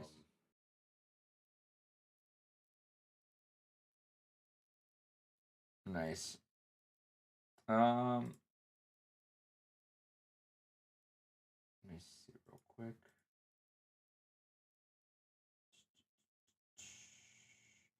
I think we're pretty much tapped. I don't think we didn't really have too much news. I do want to give a big shout out. I didn't notice that April Fool's The Murder of Sonic the Hedgehog. It reached over 1 million downloads. It's currently the 61st highest rated game of Steam of all time. Hell yeah. Hey, I appreciate Sega doing something weird like that. That's a really, it would, yeah, like I haven't played yet. I plan to, but that's such a cool idea for them to do. And I'm glad it was received well. I'm going to play it soon. Yeah, because I remember a couple of years back they did the prototype games where it was the Golden Axe and the Streets of Kamurocho, where it was the Yakuza beat 'em up based on Streets of Rage and the prototype for an old Golden Axe game. And I got those when they did that, and I wish more companies would do shit like that. Just weird little novelties of like, fuck it. Here's something that we kind of attempted to work on but didn't finish. Have it added, or hey, here's just a weird gag game. You know, just fuck it, have fun. We let our developers kind of be creative and just do something different for a little bit. Right. Let's see, Kelsey. There was a Firefighter light gun arcade game I played a few times as a kid. That would be so fun to have. Light guns epitomize the arcade experience, in my opinion. Yeah, there's something really cool about light guns in the arcade. Yeah. Which big shout outs. That's why I already had it, but had to make sure I had Duck Hunt on the Wii U because that's the only way you play Duck Hunt these days. Peach says, "Yo, what up, Peach?" Yo. David. Yo. I don't know how you feel about that, but I think that's a good podcast right there. I think that was a good episode. We almost went 3 hours. And considering we went into it with fuck all to say. Right? Except just your, you know what's crazy is DSP talked for 2 more hours than this. That's fucking wild. Hey, everyone out there, go watch that podcast if you haven't already. Fucking wild ride. That's Blue Rupees, y'all. Hey, like knock on desk. 2 more months and I'll be out of work and school. I have one work trip over the summer for like I think a week. I might travel for a week, but other than that, I think we're at the tail end of my nonsense. So I'm hoping David and I can stream some. I definitely want to stream games more often. I'll have a stream schedule at some point, probably after that personal trip of mine over the summer, and figure that out. And yeah, we're at the tail end of this, so we can start getting back on track and do some cool stuff. With that said, thanks for everyone that hung out. I'm looking around at this. So I was streaming on Twitch and YouTube just to see how dual streaming went. It's taking a bit of drop frames, and I'm kind of just babysitting Twitch chat for no reason. YouTube's just kind of where people are defaulting at. I'm probably gonna go back to just streaming on YouTube just to save myself the headache. Just in case something were to multi-take, because I think I'm supposed to be doing it on Twitch as well, but I just do a partner or just a affiliate, which technically people say are allowed, but you look at their rules, they say that they just blanket their partner rules over affiliates. So technically not, but they're not gonna police that shit. They don't even police it as it is. But I think I'm just gonna keep it on YouTube just to save myself the headache, and then I might just divert Twitch to something else. I don't know. I'm still thinking about what I want to do with this. But for now, I think that's about it. So Thanks, y'all. Gore, wherever you're at, I hope you're either laughing at memes or something. He's busy, which is fair. Busy man.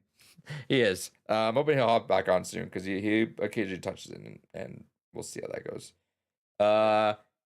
If Gore's on next week, David's watching John Wick this weekend, so we'll talk John Wick for next week. Full spoilers.